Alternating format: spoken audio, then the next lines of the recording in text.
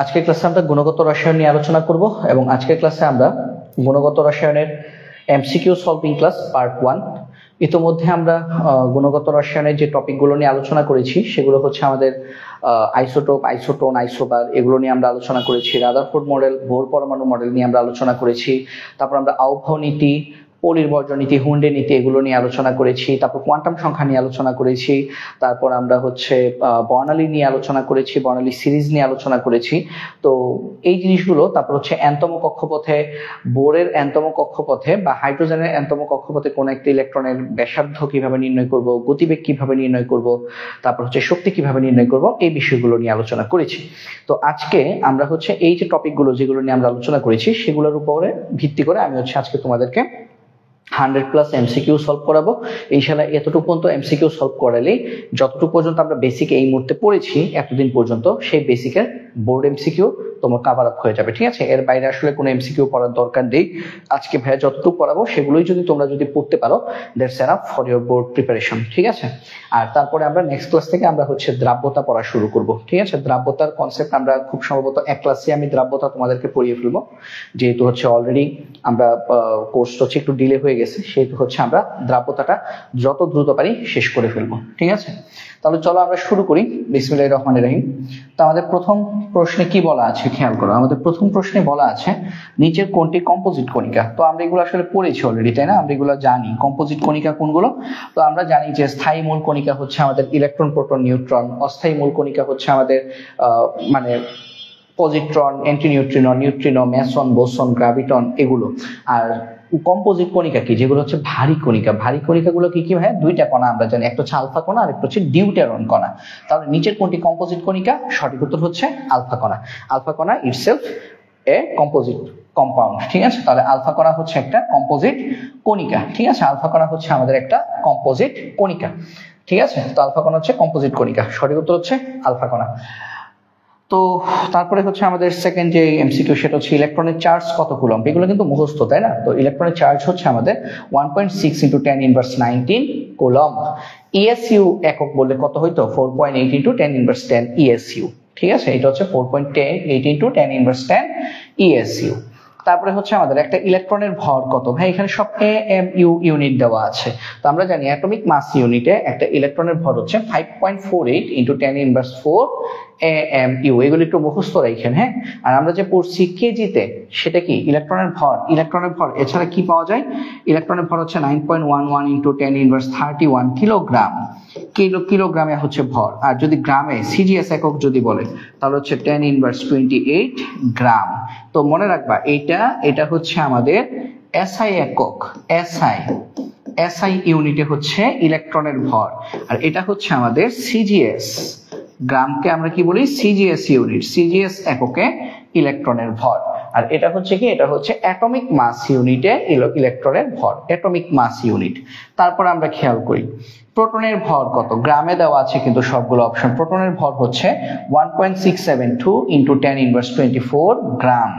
এই যে 1.672 × 10⁻24 গ্রাম, এটা কোন এককে ভাইয়া? এটা হচ্ছে আমাদের সিজিএস একক, এটা হচ্ছে আমাদের সিজিএস এককে।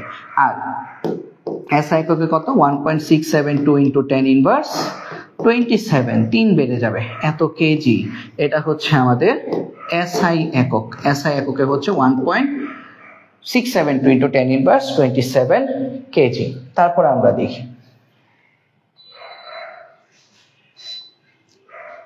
তারপরে দেখো আমাদের পরবর্তী এমসিকিউতে কি বলছে। ESU, electrostatic unit. ইএসইউ মানে কি? Electrostatic unit. হ্যাঁ, নামটা লিখে দিই পুরোটা, ইলেকট্রোস্ট্যাটিক ইউনিট। এটাকে সিজিএস এককও বলে, ঠিক আছে? এটা হচ্ছে সিজিএস একক। সিজিএস এককে ইলেকট্রনের চার্জ কত? ইলেকট্রোস্ট্যাটিক ইউনিটে ইলেকট্রনের চার্জ হচ্ছে -4.8 × 10⁻10 ইএসইউ। এগুলো কিন্তু আমরা জানি, তাই না? আমরা পারি। যেমন ইলেকট্রনের চার্জ হচ্ছে কুলম্ব এককে -1.6 × 10⁻19 কুলম্ব। তারপরে আমাদের ইএমইউ ইলেকট্রোম্যাগনেটিক ইউনিট, ইমু ইলেকট্রোম্যাগনেটিক ইউনিট হচ্ছে -4.8 × 10⁻20 ইলেকট্রোম্যাগনেটিক ইউনিট, এটা ইম্পর্টেন্ট না মাঝেরটা। আর লাস্ট হচ্ছে ইস্যু ইলেকট্রোস্ট্যাটিক ইউনিট বা সিজিএস একক, এটা হচ্ছে এটা হচ্ছে 10⁻10 ইলেকট্রোস্ট্যাটিক ইউনিট। ঠিক আছে, তো আমরা এইগুলো কিন্তু আমরা একদম আমাদের বেসিকে পড়েছি, তাই না? তারপরে দেখি এরা পরস্পরের কি, দেখো পা মিলে নাই, 14, 15, 16, তার মানে আইসোটোপ না। মাথা মিলে নাই, তার মানে আইসো 12 না। বিয়োগফল মিলছে, দেখো 30 থেকে 14 বিয়োগ করলে 16, এটাও বিয়োগফল 16, এটাও বিয়োগফল 16, তার মানে এরা পরস্পরের আইসোটোন। নিউট্রন সংখ্যা মিলছে, এই কারণে আইসোটোন। তারপরে খেয়াল করো আইসোটোনের উদাহরণ কোনটি, দেখবো কি বিয়োগফল কোথায় মিলে, এটা বিয়োগফল মিলছে না, এটা আইসোটোপ। এরা হচ্ছে পরস্পর আইসোটোন, বিয়োগফল মিলছে, 14 থেকে 6 বিয়োগ করলে 8, 16 থেকে 6 বিয়োগ করলেও 8। ঠিক আছে, তাহলে এরা হচ্ছে পরস্পরের আইসোটোন। এরা হচ্ছে পরস্পর আইসোটোপ, পা মিলছে, এখানে মাথা মিলছে, এটা হচ্ছে আইসোবার। এরাও পরস্পরের আইসোটোপ। ঠিক আছে, আইসোটোপ। আমরা যদি পরের এমসিকিউতে যদি দেখি, দেখো পরের এমসিকিউতে কি বলছে, নিচের কোনটি আইসোটোনের উদাহরণ, বিয়োগফল মিলাইতে হবে ভাইয়া। বিয়োগফল এই যে এখানে মিলছে, 39, 19 বিয়োগ করলে 20, নিউট্রন সংখ্যা 20টা, এখানেও 20টা, এখানেও 20টা, তাহলে এরা হচ্ছে পরস্পরের আইসোটোন। এরা কিন্তু মাথা মিলছে, মানে ভর সংখ্যা মিলছে, অর্থাৎ খ নাম্বার অপশন, এরা হচ্ছে পরস্পরের আইসোবার। এখানে কি এরা কিন্তু পরস্পরের, এটা আসলে তেজস্ক্রিয়, এটাকে সমাণু বলে। হ্যাঁ, এটা আমাদের কনসেপ্ট, এটা তোমাদের লাগবে না, এটা সমাণুর কনসেপ্ট। আর এটা কি, এখানে দেখো দুইটারই পা মিলছে, তার মানে এরা হচ্ছে পরস্পরের আইসোটোপ। তারপরে আসো দেখি 1 অ্যাটমিক মাস ইউনিট সমান কত, এটা মুখস্থ রাখেন। 1 অ্যাটমিক মাস ইউনিট সমান 1.6605 × 10⁻24 গ্রাম। 1 অ্যাটমিক মাস ইউনিট। হ্যাঁ, অ্যাটমিক মাস ইউনিট কি আমরা 9, 10 পড়েছি, কার্বন 12 আইসোটোপের 12 ভাগের 1 অংশ। 1 অ্যাটমিক মাস ইউনিট, এটা হচ্ছে কার্বন 12 আইসোটোপের 12 ভাগের 1 অংশের ভর। তো কার্বন 12 এর ভর কত, 12 গ্রাম। 1 মোল কার্বনের ভর হচ্ছে 12 গ্রাম, তাহলে একটা কার্বনের ভর কত, 1 মোল দিয়ে ভাগ, 1 মোল সমান কত, 6.023 × 10⁻23।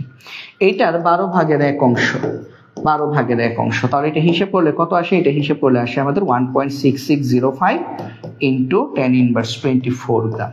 তাই আমরা বলি 1 atomic mass unit equal to 1.6605 × 10⁻24 gram.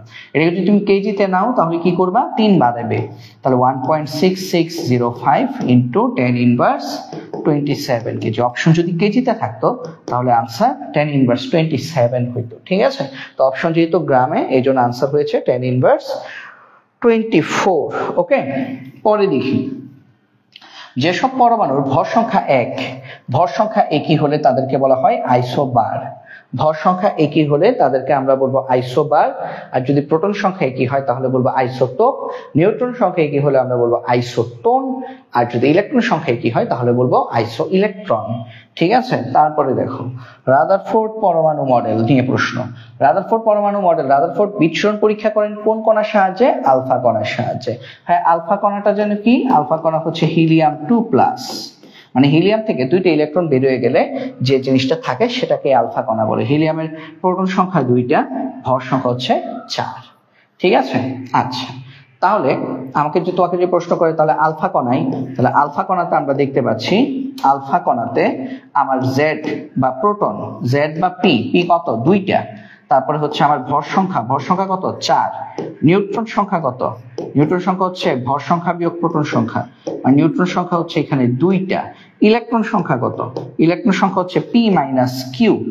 Electron সংখ্যা কিন্তু এখানে 0, কারণ প্রোটন 2টা, চার্জের মান কত, 2, তাহলে 0। তাহলে এই জিনিসগুলো যদি মনে রাখো, যদি এমসিকিউ একটু জটিল করে তাহলে এইগুলো কাজে লাগবে। বলতে পারে যে আলফা কণাতে ইলেকট্রন সংখ্যা কত।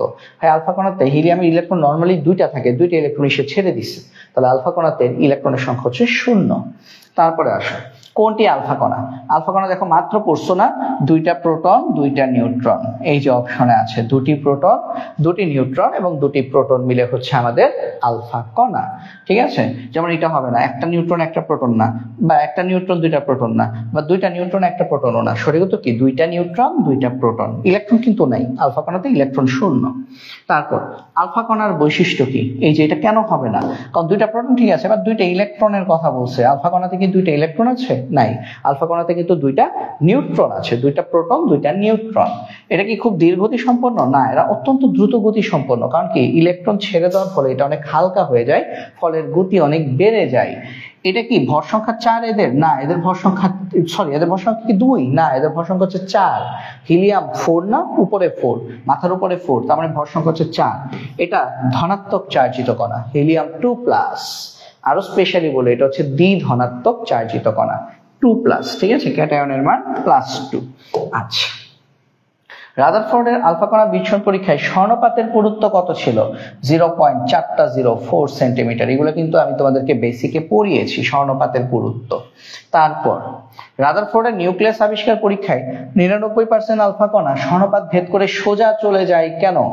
কারণ পরমাণুর ভেতর অধিকাংশ জায়গায় ফাঁকা, অধিকাংশ স্থানই ফাঁকা, এই জন্য বেশিরভাগ আলফা কণায় সোজা চলে গেছে, কোনো রকম বাধার সম্মুখীন হয় নাই। তারপর রাদারফোর্ড তার পরীক্ষায় কোন পদার্থের প্রলেপযুক্ত পর্দা ব্যবহার করেন? Zinc sulphide, ZnS। এই জিঙ্ক সালফাইড, এটা হচ্ছে লাস্টে ড। অনেকে কিন্তু ভুল করে জিঙ্ক সালফাইড ক অপশনটা দাগাই ফেলতে পারো, মনে রাখবা ক না, এটা সঠিক উত্তর হচ্ছে ড। এটা ট না, এটা হচ্ছে ড, জিঙ্ক সালফাইড, ডাবের ড। ঠিক আছে, টাকার ট না। তারপরে আসো, রাদারফোর্ডের আলফা কণা বিচ্ছুরণ পরীক্ষার ক্ষেত্রে কোনটি সত্য? স্বর্ণপাতের পুরুত্ব, কোনটি সত্য নয়, কোনটি সত্য নয়, এটা সত্য। স্বর্ণপাতের পুরুত্ব 40,000 অ্যাংস্ট্রম, এটা সত্য। তারপর আলফা কণার গতি, এটাও সত্য। আলফা কণার ভর ইলেকট্রনের ভরের তুলনায় 7,500 গুণ কম, এটাও সত্য। সত্য নয় হচ্ছে রাদারফোর্ডের সহযোগিতার মধ্যে 40,000-এর মধ্যে একটি কণা 180 ডিগ্রি কোণে ফিরে আসে, এটা ভুল। এটা হবে 20,000-এর মধ্যে একটা কণা 180 ডিগ্রি কোণে ফিরে আসে। তাহলে সত্য নয় হচ্ছে খ, বাকি তিনটাই কিন্তু সত্য। তারপরে আসো, কোন মতবাদে পরমাণুকে সৌরজগতের সাথে তুলনা করা হয়েছে? রাদারফোর্ড পরমাণু মডেলে পরমাণুকে সৌরজগতের সাথে তুলনা করা হয়েছে, এই জন্য এটার আরেকটা নাম হচ্ছে সৌর মডেল বা সোলার সিস্টেম অ্যাটম মডেল। আবার রাদারফোর্ড পরমাণু মডেল দিয়ে নিউক্লিয়াস আবিষ্কার করা হয়েছে, এই জন্য এই মডেলকে নিউক্লিয়ার মডেলও বলা হয়, নিউক্লিয়ার মডেল। ঠিক আছে, তারপরে আসো, সৌর মডেল কোনটি? রাদারফোর্ড পরমাণু মডেল। ঠিক আছে, এই ধরনের প্রশ্ন দেখো বোর্ডে এসে বসে আছে, কত সহজ প্রশ্ন। নিউক্লিয়াসের ব্যাস কত? নিউক্লিয়াসের ব্যাস তোমরা একটু মনে রাখবা, এটা হচ্ছে নিউক্লিয়াসের এটা হচ্ছে পরমাণুর ব্যাস, নিউক্লিয়াসের ব্যাস হচ্ছে এইটা, এটা হচ্ছে আমাদের নিউক্লিয়াসের ব্যাস। তো এটা একটু লিখে রাখি আমি তোমাদের জন্য। দেখো, পরমাণুর ব্যাস, পরমাণুর ব্যাস হচ্ছে আমাদের 10⁻8 থেকে 10⁻10 সেন্টিমিটার, এটা হচ্ছে সেন্টিমিটারে। আর যদি মিটারে বলো, অথবা মিটারে বলে 2 বাড়বে, তার মানে 10⁻, আচ্ছা এটা হচ্ছে 10⁻8 থেকে 10⁻9 সেন্টিমিটার, 10⁻9 সেন্টিমিটার। আর মিটারে বললে হচ্ছে 10⁻10 মিটার থেকে 10⁻11 মিটার। ঠিক আছে, আর নিউক্লিয়াসের ব্যাস, এগুলো একটু মনে রাখবা, সেন্টিমিটারটাও মনে রাখবা, মিটারটাও মনে রাখবা। ঠিক আছে, সেন্টিমিটার মনে রাখলেই হবে, মিটার 2 বেড়ে যায় আর কি, মিটারে মান 2 বেড়ে যায়। ইনভার্স তো, ইনভার্সে বড় মানে কি আসলে ছোট। আর এটা হচ্ছে 10⁻12 সেন্টিমিটার, 12 সেন্টিমিটার থেকে 10⁻13 সেন্টিমিটার, অথবা মিটারে বললে 10⁻14 মিটার থেকে 10⁻15 মিটার পর্যন্ত। এটা হচ্ছে নিউক্লিয়াসের ব্যাস। ওকে, তাহলে সেন্টিমিটারে দেওয়া আছে অপশন, তবে 10⁻12 থেকে 10⁻13 সেন্টিমিটার। পরমাণু নিউক্লিয়াস ধনাত্মক আধান যুক্ত, এটা কে বলছে? বিজ্ঞানী রাদারফোর্ড। কোন পরীক্ষার সাহায্যে বলছে? আলফা কণা বিচ্ছুরণ পরীক্ষার সাহায্যে। তারপরে আসো, রাদারফোর্ডের পরীক্ষায় কয়টি আলফা কণার গতিপথ বেঁকে যায়? প্রতি 20,000-এর মধ্যে একটি আলফা কণার গতিপথ বেঁকে যায়। বোর পরমাণু মডেল, এটা মনে রাখবা। বোর পরমাণু মডেল কোনটির বর্ণালী ব্যাখ্যা করতে পারে? 4টা জিনিস। একমাত্র পৃথিবীর একমাত্র এক ইলেকট্রন বিশিষ্ট পরমাণু হাইড্রোজেনের ইলেকট্রন বিন্যাস, হাইড্রোজেনের বর্ণালী বোর মডেল দিয়ে ব্যাখ্যা করা যায়। আর এক ইলেকট্রন বিশিষ্ট আয়ন, যেমন হিলিয়াম প্লাস, লিথিয়াম 2+, বেরিলিয়াম 3+, এই 4টা অপশনের মধ্যেই থাকবে। ঠিক আছে, মনে রাখবা এই 4টা অপশন। হাইড্রোজেন হচ্ছে একমাত্র এক ইলেকট্রন বিশিষ্ট মৌল, আর helium plus, lithium 2 plus, beryllium 3 plus এরা হচ্ছে এক ইলেকট্রন বিশিষ্ট আয়ন। যেমন হিলিয়ামে নরমালি ইলেকট্রন থাকে দুইটা, প্লাস মানে কি একটা ছেড়ে দিছে, এখন হিলিয়াম প্লাসের মধ্যে ইলেকট্রন কয়টা? একটা। লিথিয়ামে ইলেকট্রন থাকে তিনটা, লিথিয়ামের পারমাণবিক সংখ্যা 3, ঠিক আছে, তাহলে ইলেকট্রনও তিনটা, দুইটা ইলেকট্রন ছেড়ে দিছে, তাহলে কয়টা আছে? একটা। বেরিলিয়ামের পারমাণবিক সংখ্যা 4, তার মানে বেরিলিয়ামের নরমালি ইলেকট্রন থাকে 4টা, 3টা ছেড়ে দিছে, তাহলে এখন কয়টা ইলেকট্রন আছে?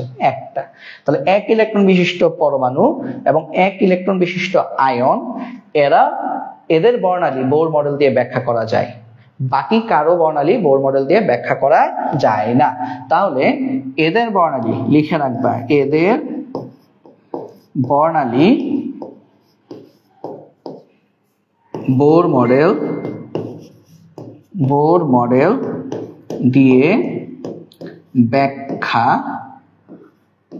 করা যায়, বাকি কারো বর্ণালী বোর মডেল দিয়ে ব্যাখ্যা করা যায় না। তাহলে এখানে অপশন কোনটা? Helium plus. ঠিক আছে, এখন এইরকম অনেকগুলো উত্তর দেখবো, অনেকগুলো এমসিকিউ আসবে সামনে, সবগুলো আমরা আনসার করে ফেলতে পারবো। দেখো, কোন পরমাণু মডেল কক্ষপথ সম্পর্কে ধারণা দেয়? বোর। বিজ্ঞানী বোর বলেছিল পরমাণু মডেল হচ্ছে বা পরমাণু কক্ষপথ হচ্ছে বৃত্তাকার। পরবর্তীতে তার স্টুডেন্ট সমারফিল্ড আবার বলছে যে পরমাণুর কক্ষপথ বৃত্তাকারও হতে পারে আবার উপবৃত্তাকারও হতে পারে। ঠিক আছে, তাহলে দুইটা কথাই লিখে রাখো। বোরের মতে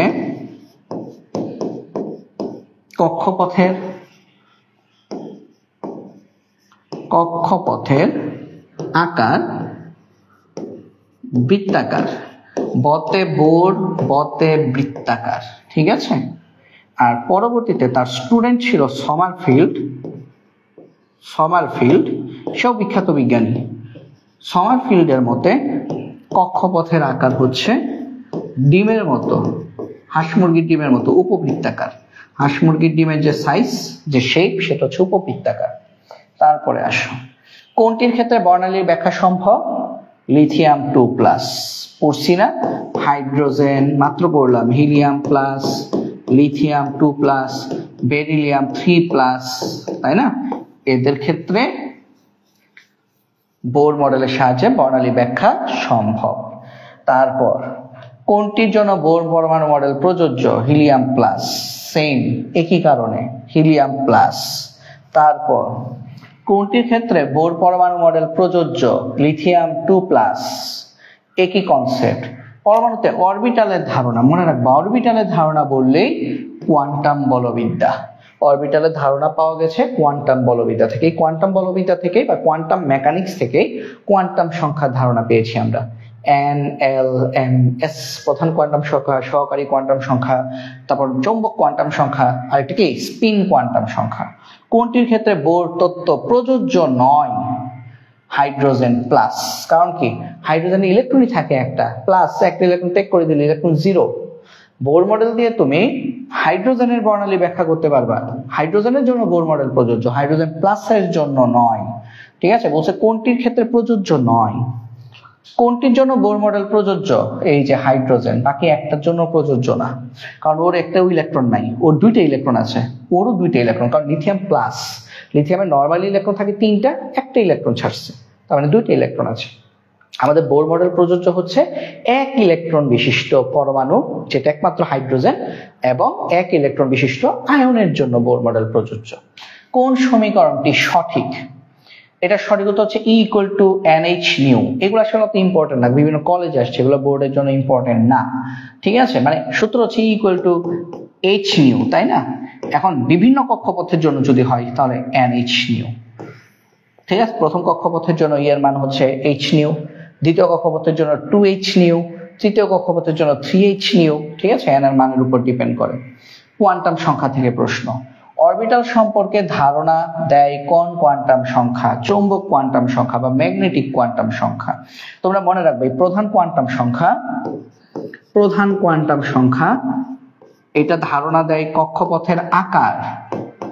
প্রধান কোয়ান্টাম সংখ্যা এটা থেকে আমরা ধারণা পাই আকার সম্পর্কে, আকার কক্ষপথের বা শক্তি স্তরের আকার। কক্ষপথ না লিখে আমরা লিখতে পারি শক্তি স্তর। কক্ষপথ মানেই শক্তি স্তর। শক্তি স্তরের আকারগত ধারণা, মানে আকার, সহজ কথা আকার, আকারের ধারণা দেয় প্রধান কোয়ান্টাম সংখ্যা। সহকারী কোয়ান্টাম সংখ্যা L, সহকারী কোয়ান্টাম সংখ্যা দিয়ে আমরা ধারণা পাই আকৃতি। আকৃতি কার আকৃতি? উপশক্তি স্তরের আকৃতি, SPDF, এগুলো উপশক্তি স্তরের আকৃতি। তারপর চৌম্বক বা ম্যাগনেটিক কোয়ান্টাম সংখ্যা, এটা দিয়ে আমরা ধারণা পাই অরবিটাল। অরবিটাল, অরবিটালের ত্রিমাত্রিক দিকবিন্যাস। আর শেষে হচ্ছে স্পিন বা ঘূর্ণন। ঘূর্ণন কোয়ান্টাম সংখ্যা দিয়ে আমরা ধারণা পাই ইলেকট্রন ঘূর্ণনের দিক। ইলেকট্রনটা কি ক্লকওয়াইজ ঘুরবে নাকি অ্যান্টি ক্লকওয়াইজ ঘুরবে সেই সম্পর্কে ধারণা পাই। তাহলে অরবিটাল সম্পর্কে ধারণা দেয় চৌম্বক কোয়ান্টাম সংখ্যা। পরমাণুতে অরবিটালের ধারণা কোন উৎস থেকে পাওয়া যায়? বলছিলাম না অরবিটালের ধারণা বলে কি? কোয়ান্টাম তত্ত্ব। অরবিটালের ধারণা বলছে কোয়ান্টাম তত্ত্ব থেকে অরবিটালের ধারণা পাওয়া যায়। তারপর আমরা যদি খেয়াল করি f অরবিটালের জন্য l এর মান কত, এগুলো পড়ছি না অলরেডি আমরা? f অরবিটালের জন্য l এর মান কত আমরা কি পড়তাম বলতো? s অরবিটালের জন্য l এর মান 0, l এর মান 1 হলে সেটাকে আমরা বলেছি p অরবিটাল, l এর মান 2 হলে সেটাকে আমরা বলেছি d অরবিটাল, l এর মান 3 হলে সেটাকে আমরা বলেছি f অরবিটাল। তাহলে f অরবিটালের জন্য l এর মান হচ্ছে 3। ঠিক আছে, f অরবিটালের জন্য l এর মান হচ্ছে 3। তারপরে দেখো কোয়ান্টাম সংখ্যার এটা n হবে, হ্যাঁ এটা হচ্ছে n, n সমান 4, l সমান 3 হলে অরবিটালটার নাম কি? n সমান 4, l3 মানে কি? f, অরবিটালের নাম হচ্ছে 4f। যেমন 4s এর জন্য n এর মান 4, l এর মান 0, 4d এর জন্য n এর মান 4, l এর মান 2, d এর জন্য 2, 4p এর জন্য n এর মান 4, l এর মান 1, কারণ l এর মান 1 হলে সেটাকে আমরা p অরবিটাল বলি। তারপরে আসো যখন l এর মান 2, n এর মান 3, n এর মান 3, l এর মান 2 মানে কি? d অরবিটাল, তখন অরবিটালটার নাম হচ্ছে 3d। 2d কি সম্ভব? 2d সম্ভবই না।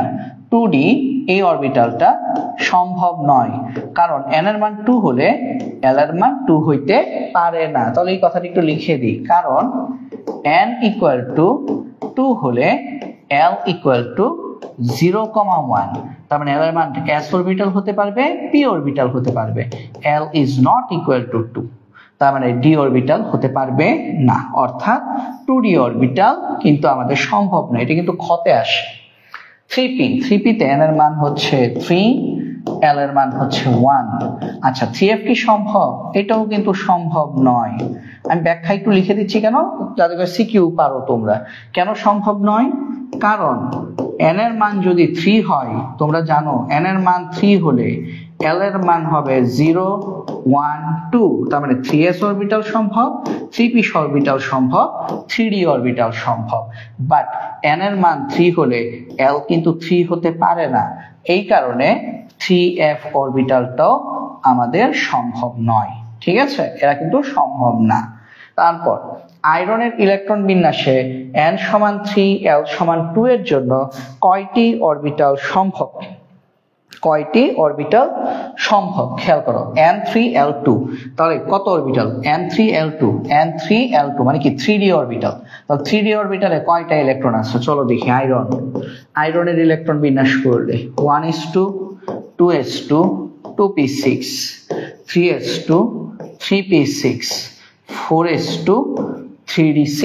তাহলে আমি আগে 3dটাই লিখি, 3d6, 4s2, 3d6, 4s2। তাহলে দেখো তো n এর মান 3, l এর মান 2, এটা কোথায়? এইখানে। এটার জন্য হচ্ছে n এর মান 3, l এর মান 2। তাহলে আমাদের কয়টা অরবিটাল সম্ভব? 3d তে কিন্তু আমাদের 5টা অরবিটাল আছে, তাই না? d তে কিন্তু আমার 5টা অরবিটাল। এই 5টা অরবিটালে 6টা ইলেকট্রন কিভাবে প্রবেশ করে?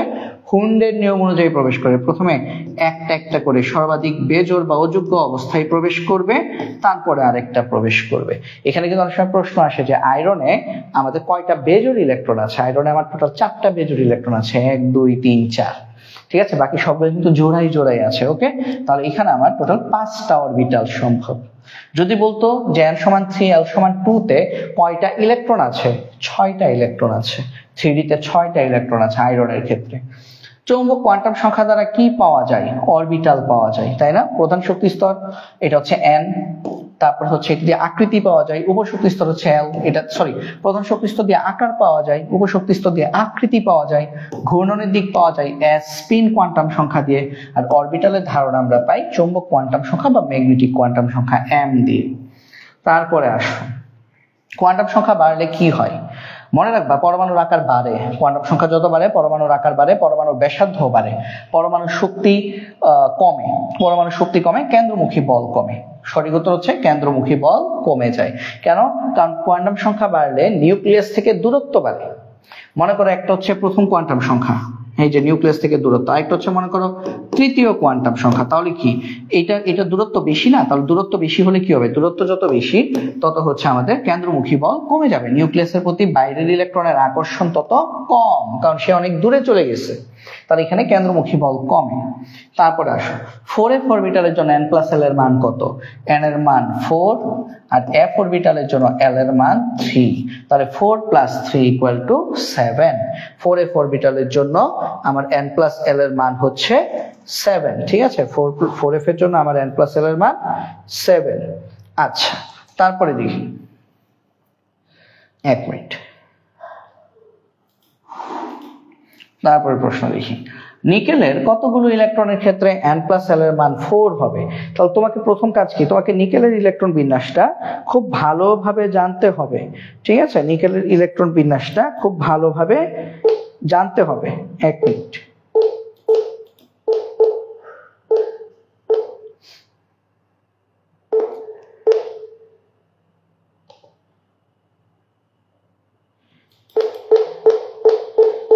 আচ্ছা ঠিক আছে, দেখো নিকেলের কতগুলো ইলেকট্রনের ক্ষেত্রে n প্লাস l এর মান 4 হয়। তাহলে নিকেলের ইলেকট্রন বিন্যাস যদি করো, নিকেল হচ্ছে আমাদের 28 নাম্বার মৌল, 28, তাহলে n প্লাস l এর মান 4 হবে। খেয়াল করো আর্গন পর্যন্ত কিন্তু n প্লাস l এর মান 4 আছে, 3p6 3p আছে। তাহলে ইলেকট্রন বিন্যাসটা আমি করেই দেখাই, দেখো 1s2 2s2 2p6 3s2 3p6 4s2 3d8। তাহলে n প্লাস l এর মান 4 কখন কখন হয় খেয়াল করো। যদি n প্লাস l যদি হিসেব করতে চাও, n প্লাস l যদি তোমরা n প্লাস l হিসেব করতে চাও, তাহলে 1s এর জন্য n প্লাস l এর মান হচ্ছে 1, 2s এর জন্য n প্লাস l এর মান হচ্ছে 2, 2 প্লাস 0, 2p এর জন্য n প্লাস l এর মান হচ্ছে 2 প্লাস 1 3, 3s এর জন্য n প্লাস l এর মান হচ্ছে 3 প্লাস 0 3, 3p এর জন্য n প্লাস l এর মান হচ্ছে 3 প্লাস 1 4, 4s এর জন্য n প্লাস l এর মান হচ্ছে 4, 3d এর জন্য n প্লাস l এর মান হচ্ছে 5। তাহলে দেখো n প্লাস l এর মান 4 হবে, তাহলে কার কার জন্য, 3p এর জন্য 4s এর জন্য, 3p তে 6টা ইলেকট্রন, 4s এ 2টা ইলেকট্রন, তাহলে সর্বমোট 8টি ইলেকট্রনের জন্য n প্লাস l এর মান 4 হবে। ঠিক আছে, তাহলে সর্বোচ্চ 8টি ইলেকট্রনের জন্য কিন্তু আমরা দেখতে পাচ্ছি n প্লাস l এর মান 4 হবে। ওকে, আচ্ছা, তাহলে আমরা যদি পরের এমসিকিউ যদি যাই, l সমান 2 হলে কোন উপস্তর, l সমান 2 হলে d উপস্তর, সহজ এমসিকিউ। তারপর খেয়াল করো নিচের কোন অরবিটালটি সম্ভব, 1p সম্ভব না, 3f সম্ভব না, 2d ও সম্ভব না, 4s অরবিটাল সম্ভব। তারপরে আসো কোন অরবিটাল সম্ভব, এগুলো সহজ সহজ, 5s সম্ভব, বাকিগুলো সম্ভব না, দেখো। তারপর কোন অরবিটালটি সম্ভব, 3d অরবিটাল সম্ভব, বাকি একটা অরবিটালও সম্ভব না। তারপরে খেয়াল করো নিম্নের কোন অরবিটাল সম্ভব নয়, 3f অরবিটাল সম্ভব নয়, কারণ n এর মান 3 হলে l এর মান 3 হইতে পারবে না, f তো 3, l এর মান 3 হলে হচ্ছে f অরবিটাল হয়। উপশক্তি স্তরে ইলেকট্রন ধারণ ক্ষমতা নির্ণয়ের সূত্র কোনটি, এটা হচ্ছে 2 × 12 + 1, এগুলো কিন্তু তোমাদেরকে পড়াইছি আমি, তাও একবার লিখে দিই। দেখো শক্তি স্তরে অরবিটাল সংখ্যা, শক্তি স্তরে অরবিটাল সংখ্যা নির্ণয়ের সূত্র কি, n²। তারপর শক্তি স্তরে ইলেকট্রন ধারণ ক্ষমতা বা ইলেকট্রন সংখ্যা, এটার সূত্র কি, 2n²। তারপর হচ্ছে উপশক্তি স্তরে, তারপর হচ্ছে কি উপশক্তি স্তরে উপশক্তি স্তরে অরবিটাল সংখ্যা নির্ণয়ের সূত্র কি 12+1 আর আমার এই এমসিকিউতে বলছে উপশক্তি স্তরে ইলেকট্রন সংখ্যা নির্ণয়ের সূত্র কি উপশক্তি স্তরে ইলেকট্রন সংখ্যার সূত্র হচ্ছে এই 12+1 এটার সাথে গুণ দিবা কত 2 কারণ আমরা জানি এক একটা অরবিটালে দুইটা করে ইলেকট্রন থাকতে পারে ঠিক আছে এক একটা অরবিটালে আমাদের দুটি করে ইলেকট্রন থাকতে পারে তো আশা করি এই জিনিসটা তোমরা বুঝতে পেরেছো ঠিক আছে তো আশা করছি এই জিনিসটা হচ্ছে তোমরা বুঝতে পারছো আচ্ছা একটা মিনিট ঠিক আছে কিনা সবকিছু আমি একটু চেক দিয়ে দেখি বলে আমাদের দুটি করে ইলেকট্রন ঠিক আছে ওকে তাহলে এটা হচ্ছে আমাদের आंसर 2 × 12+1 উপশক্তি স্তরে ইলেকট্রন ধারণ ক্ষমতা এগুলা পড়বা তারপর 4p অরবিটালের জন্য সহকারী কোয়ান্টাম সংখ্যার মান কত 4p তাহলে 4p এর জন্য আমার n এর মান হচ্ছে 4 আর সহকারী কোয়ান্টাম সংখ্যা l এর মান হচ্ছে 1 p এর জন্য 1 তবে সহকারী কোয়ান্টাম সংখ্যার মান হচ্ছে 1 কুমিল্লা বোর্ড 22 এ আসছে তারপরে দেখো 3d অরবিটালের পরে কোনটিতে ইলেকট্রন প্রবেশ করবে 5s পর্যন্ত আমি তোমাদেরকে মুখস্থ রাখতে বলছিলাম যে ইলেকট্রন প্রবেশের ক্রম 5s পর্যন্ত মুখস্থ রাখবা তাহলে এমসিকিউ গুলো তুমি সহজে আনসার করতে পারবা যে 1s এ প্রথম ইলেকট্রন প্রবেশ করে তারপর 2s তারপর হচ্ছে 2p 1s 2s 2p তারপর হচ্ছে 3s তারপর হচ্ছে 3p তারপর 3d তে না আগে দেখবে 4s তারপর 3d 3d এর পরে 4p 4p এর পরে 5s তাহলে বলছে 3d এর পর কোনটাতে প্রবেশ করবে 4p তে প্রবেশ করবে ঠিক আছে 5s পর্যন্ত মুখস্থ রাখবেন 5s পর্যন্ত মুখস্থ রাখলেই এমসিকিউ গুলো আনসার করতে পারবেন সহজে কোন উপশক্তি স্তরে ইলেকট্রন আগে প্রবেশ করবে এটা n + l এর মান দিয়ে হিসাব করবা যেমন 5s এর জন্য n + l এর মান কত 5 5 + 0 4p এর জন্য কত 4 + 1 5 4d এর জন্য কত 4 + 2 তার মানে 6 5p এর জন্য কত 5 + 1 তার মানে 6 তাহলে এইখানে ইলেকট্রন প্রবেশের ক্রম কত প্রথম কথা কি যার n + l কম সেখানে আগে ইলেকট্রন প্রবেশ করবে তাহলে এখানে n + l এর মান সবচেয়ে কম কোথায় 5 5 এই দুইটার মধ্যে কোনটাতে ইলেকট্রন আগে প্রবেশ করবে যদি একাধিক অরবিটালে n + l এর মান যদি সমান হয় তাহলে যার n এর মান কম সেটাতে ইলেকট্রন আগে প্রবেশ করবে তার মানে ইলেকট্রন আগে 4p তে প্রবেশ করবে তারপর ইলেকট্রন 5s এ প্রবেশ করবে এই দুইটার মধ্যে কোথায় আগে প্রবেশ করবে 4d তে প্রবেশ করবে কারণ দুজনের মানই 6 বাট 4d 4 ছোট সংখ্যা এইজন্য 4d তে আগে প্রবেশ করবে তারপর 5p তে প্রবেশ করবে বলছে ইলেকট্রন আগে কোথায় প্রবেশ করবে সঠিক উত্তর হচ্ছে গরুর গ ইলেকট্রন আগে 4p তে প্রবেশ করবে ঠিক আছে ইলেকট্রন আগে 4p তে প্রবেশ করবে তারপরে আসো দেখি পরমাণুর তৃতীয় শক্তি স্তরে মোট অরবিটাল সংখ্যা কত কোন একটা শক্তি স্তরে অরবিটাল সংখ্যা নির্ণয়ের সূত্র যে কি ছিল ns স্কয়ার তাহলে তৃতীয় শক্তি স্তর 3 স্কয়ার তাহলে তৃতীয় শক্তি স্তরে মোট অরবিটাল সংখ্যা হচ্ছে 9টি এই 9টা অরবিটাল কি বলতো এই 9টা অরবিটাল হচ্ছে 3s এ একটা 3p তে 3টা 3d তে 5টা তাহলে এটার মধ্যে হচ্ছে একটা অরবিটাল এটার মধ্যে হচ্ছে p x p y p z 3টা অরবিটাল আর d তে হচ্ছে 5টা অরবিটাল তাহলে সবগুলা যোগ করলে মোট কত আসে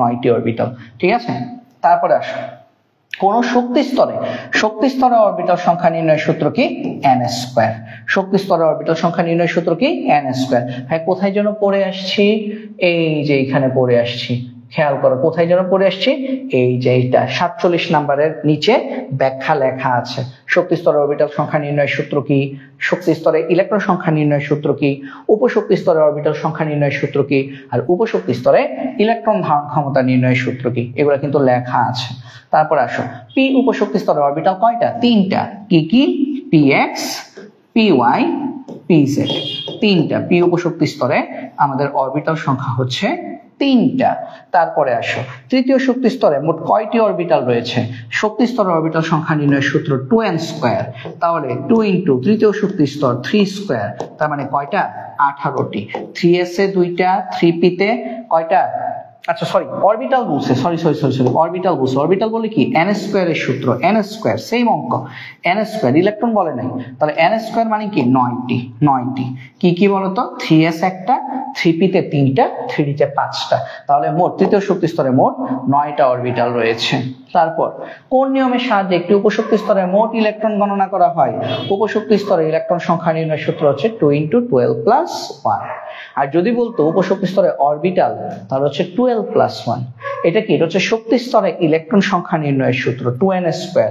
এটা হচ্ছে কি? এটা আসলে মানে শক্তির ক্রম n+l নির্ণয়ের সূত্র হচ্ছে এটা। তারপরে দেখো, তারপর হচ্ছে আমার কোনটি আকৃতি প্রকাশ করে বলছিলাম না ভাইয়া? চৌম্বক কোয়ান্টাম সংখ্যা, প্রধান কোয়ান্টাম সংখ্যা দিয়ে আকার, সহকারী কোয়ান্টাম সংখ্যা দিয়ে হচ্ছে আকৃতি। চৌম্বক কোয়ান্টাম সংখ্যা দিয়ে হচ্ছে অরবিটাল, ঘূর্ণন কোয়ান্টাম সংখ্যা দিয়ে হচ্ছে ইলেকট্রন ঘূর্ণনের দিক। মনে রাখবা, আকার বললে প্রধান আর আকৃতি বলছে এই জন্য সহকারী, ঠিক আছে? তারপর সহকারী কোয়ান্টাম সংখ্যার মান যখন 2 তখন m এর মান কত করছো না? m +−l হয়। তাহলে সহকারী কোয়ান্টাম সংখ্যার মান যদি 2 হয় তাহলে +−2, +−2 মানে কি? -2, -1, 0, +1, +2।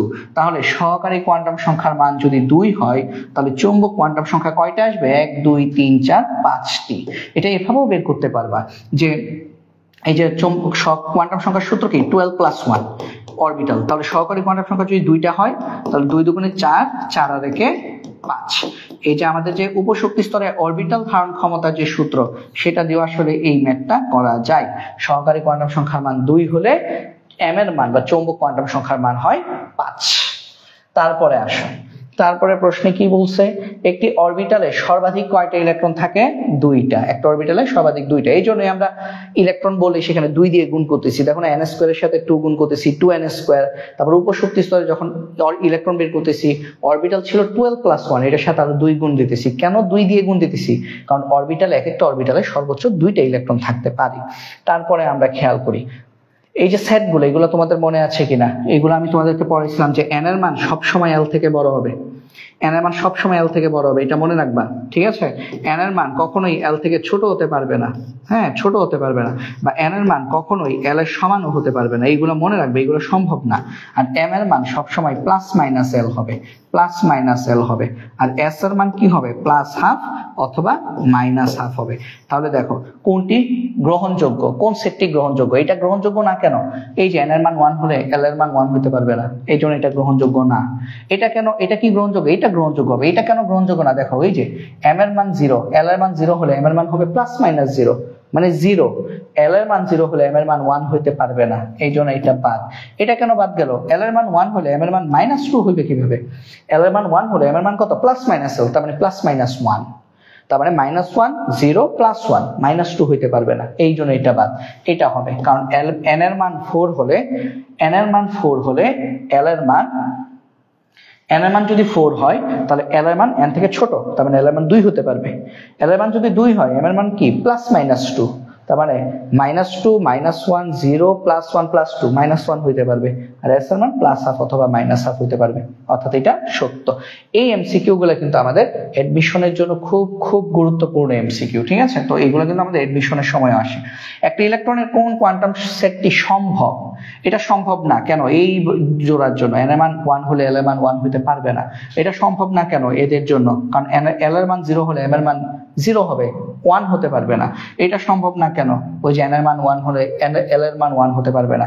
এটা সম্ভব, কারণ n এর মান 1 হলে l এর মান 0। এটা কিন্তু 1s orbital, 1s orbital, m এর মান 0 এবং স্পিনের ঘূর্ণনের দিক হচ্ছে -½ তারপর আসো, কোয়ান্টাম সংখ্যার মানের কোন সেটটি অবাস্তব, মানে সম্ভব না? সম্ভব না কোনটা? এটা কিন্তু সম্ভব, এটাও সম্ভব, এটাও সম্ভব, এটা সম্ভব না। কারণ দেখো, l এর মান 2 হলে m এর মান কিন্তু -3 হইতে পারবে না। l এর মান 2 হলে m এর মান হইতে পারবে +−2, মানে -2, -1, 0, +1, +2। -2 থেকে ছোট সংখ্যা কিন্তু -3, -2 থেকে ছোট হতে পারবে না, এই জন্য এটা অবাস্তব। তারপর পটাশিয়ামের সর্ববহিস্থ ইলেকট্রনের জন্য কোন সেটটি সঠিক? পটাশিয়ামের সর্ববহিস্থ ইলেকট্রন কোনটা? 4s1, তাই না? পটাশিয়ামের ইলেকট্রন বিন্যাস 19টা ইলেকট্রন কিভাবে যে করে ইলেকট্রন বিন্যাস? 1s2, 2s2, 2p6, 3s2, 3p6, 4s1। তাহলে এইটা হচ্ছে পটাশিয়ামের শেষ ইলেকট্রন। তাহলে 4s1 এর জন্য n এর মান কত? 4, l এর মান কত? 0, s অরবিটাল। l এর মান 0 হলে m এর মানও 0, আর s এর মান প্রথম যেহেতু এটা কত? +½ তাহলে 4, 0, 0, +½ কোথায় আছে? ঘতে আছে। পটাশিয়ামের শেষ ইলেকট্রনের জন্য বা 19তম ইলেকট্রনের কোয়ান্টাম সংখ্যার সেট হচ্ছে এটা, ঠিক আছে? কোয়ান্টাম সংখ্যার সেট হচ্ছে এটা। তারপর হচ্ছে কোয়ান্টাম সংখ্যার সঠিক সেট কোনটা, এটা ভুল, কারণ n এর মান 3 হলে l এর মান 3 হতে পারবে না। এটা ভুল, কারণ l এর মান 0 হলে m এর মান 0 হবে, +1 হতে পারবে না। এটা সঠিক, এটা সঠিক, ঠিক আছে, এটা সঠিক। এটা ভুল কোন জায়গায়, এই যে l এর মান 1 হলে m এর মান +3 হতে পারবে না। এগুলো বারবার যখন পড়বা তখন হচ্ছে এগুলো তোমাদের এমনিতেই এগুলো মাথায় চলে আসবে। তারপরে যদি না বুঝো ভাইকে জানাবা। মৌলের পরমাণুর কোনটিতে সর্বোচ্চ 6টা ইলেকট্রন থাকতে পারে, পিতে, পি উপস্তরে সর্বোচ্চ 6টা ইলেকট্রন থাকতে পারে। তারপর বোরনের শেষ ইলেকট্রনের কৌণিক ভরবেগ কত, কৌণিক ভরবেগের সূত্র পড়ছো না, mvr = nh/2π। এখন বোরন কত নাম্বার মৌল, এটা তো তোমার জানতে হবে। বোরন হচ্ছে 5 নাম্বার মৌল। বোরনের ইলেকট্রন বিন্যাস করলে আমরা পাই 1s2 2s2 2p1। তাহলে বোরনের কক্ষপথ কয়টা, 2টা। তাহলে n এর মান কত বোরনের জন্য, 2, 2h/2π। 2 2 কাটলে কত পাবা, mvr = h/π। তাহলে বোরনের কৌণিক ভরবেগ হচ্ছে h/π, ঠিক আছে, বোরনের h/π। তারপর আসো নিচে কোন যৌগের ক্ষারীয় মূলকে ডি অরবিটালে ইলেকট্রন আছে, এটা অনেক ইম্পর্টেন্ট একটা এমসিকিউ। তো আসো ক্ষারীয় মূলক বের করি। এটার ক্ষারীয় মূলক হচ্ছে স্ক্যান্ডিয়াম 3+, ক্রোমিয়াম 2+, টাইটানিয়াম 4+, ক্যালসিয়াম 2+। কিভাবে আসছে খেয়াল করো। স্ক্যান্ডিয়াম 3+, কিভাবে, এই যে ক্লোরিন 3টা, ক্লোরিন 3টা কত, 3-, তাহলে 0 করতে গেলে স্ক্যান্ডিয়াম 3+। আমরা দেখবো স্ক্যান্ডিয়াম 3+ এ ডি অরবিটালে ইলেকট্রন আছে কিনা, ঠিক আছে, স্ক্যান্ডিয়াম 3+ এ ডি অরবিটালে ইলেকট্রন আছে কিনা। তারপর টাইটানিয়াম 4টা ক্লোরিন, তার মানে এটা টাইটানিয়াম 4+। তারপরে ক্রোমিয়াম 2+, কারণ সালফেটের জারণ মান কত, -2, তো 0 করার জন্য ক্রোমিয়াম হচ্ছে +2। আর একটা হচ্ছে ক্যালসিয়াম 2+। আমরা দেখবো এইগুলো হচ্ছে ক্ষারীয় মূলক, ঠিক আছে। পজিটিভ মূলকগুলোকে আমরা বলি ক্ষারীয় মূলক ক্যাটায়ন হয়, ঠিক আছে। তাহলে এদের কোনটা ডি অরবিটালে ইলেকট্রন আছে সেটা দেখবো। এটা প্রথমেই বাদ, কারণ ক্যালসিয়াম কিন্তু একটা s ব্লক মৌল। তাও আমি একটু ইলেকট্রন বিন্যাস করে দেখি। দেখো ক্যালসিয়াম ইলেকট্রন বিন্যাস ছিল এরকম, 1s2 2s2 2p6, 3s2 3p6, 4s2, calcium হচ্ছে 20।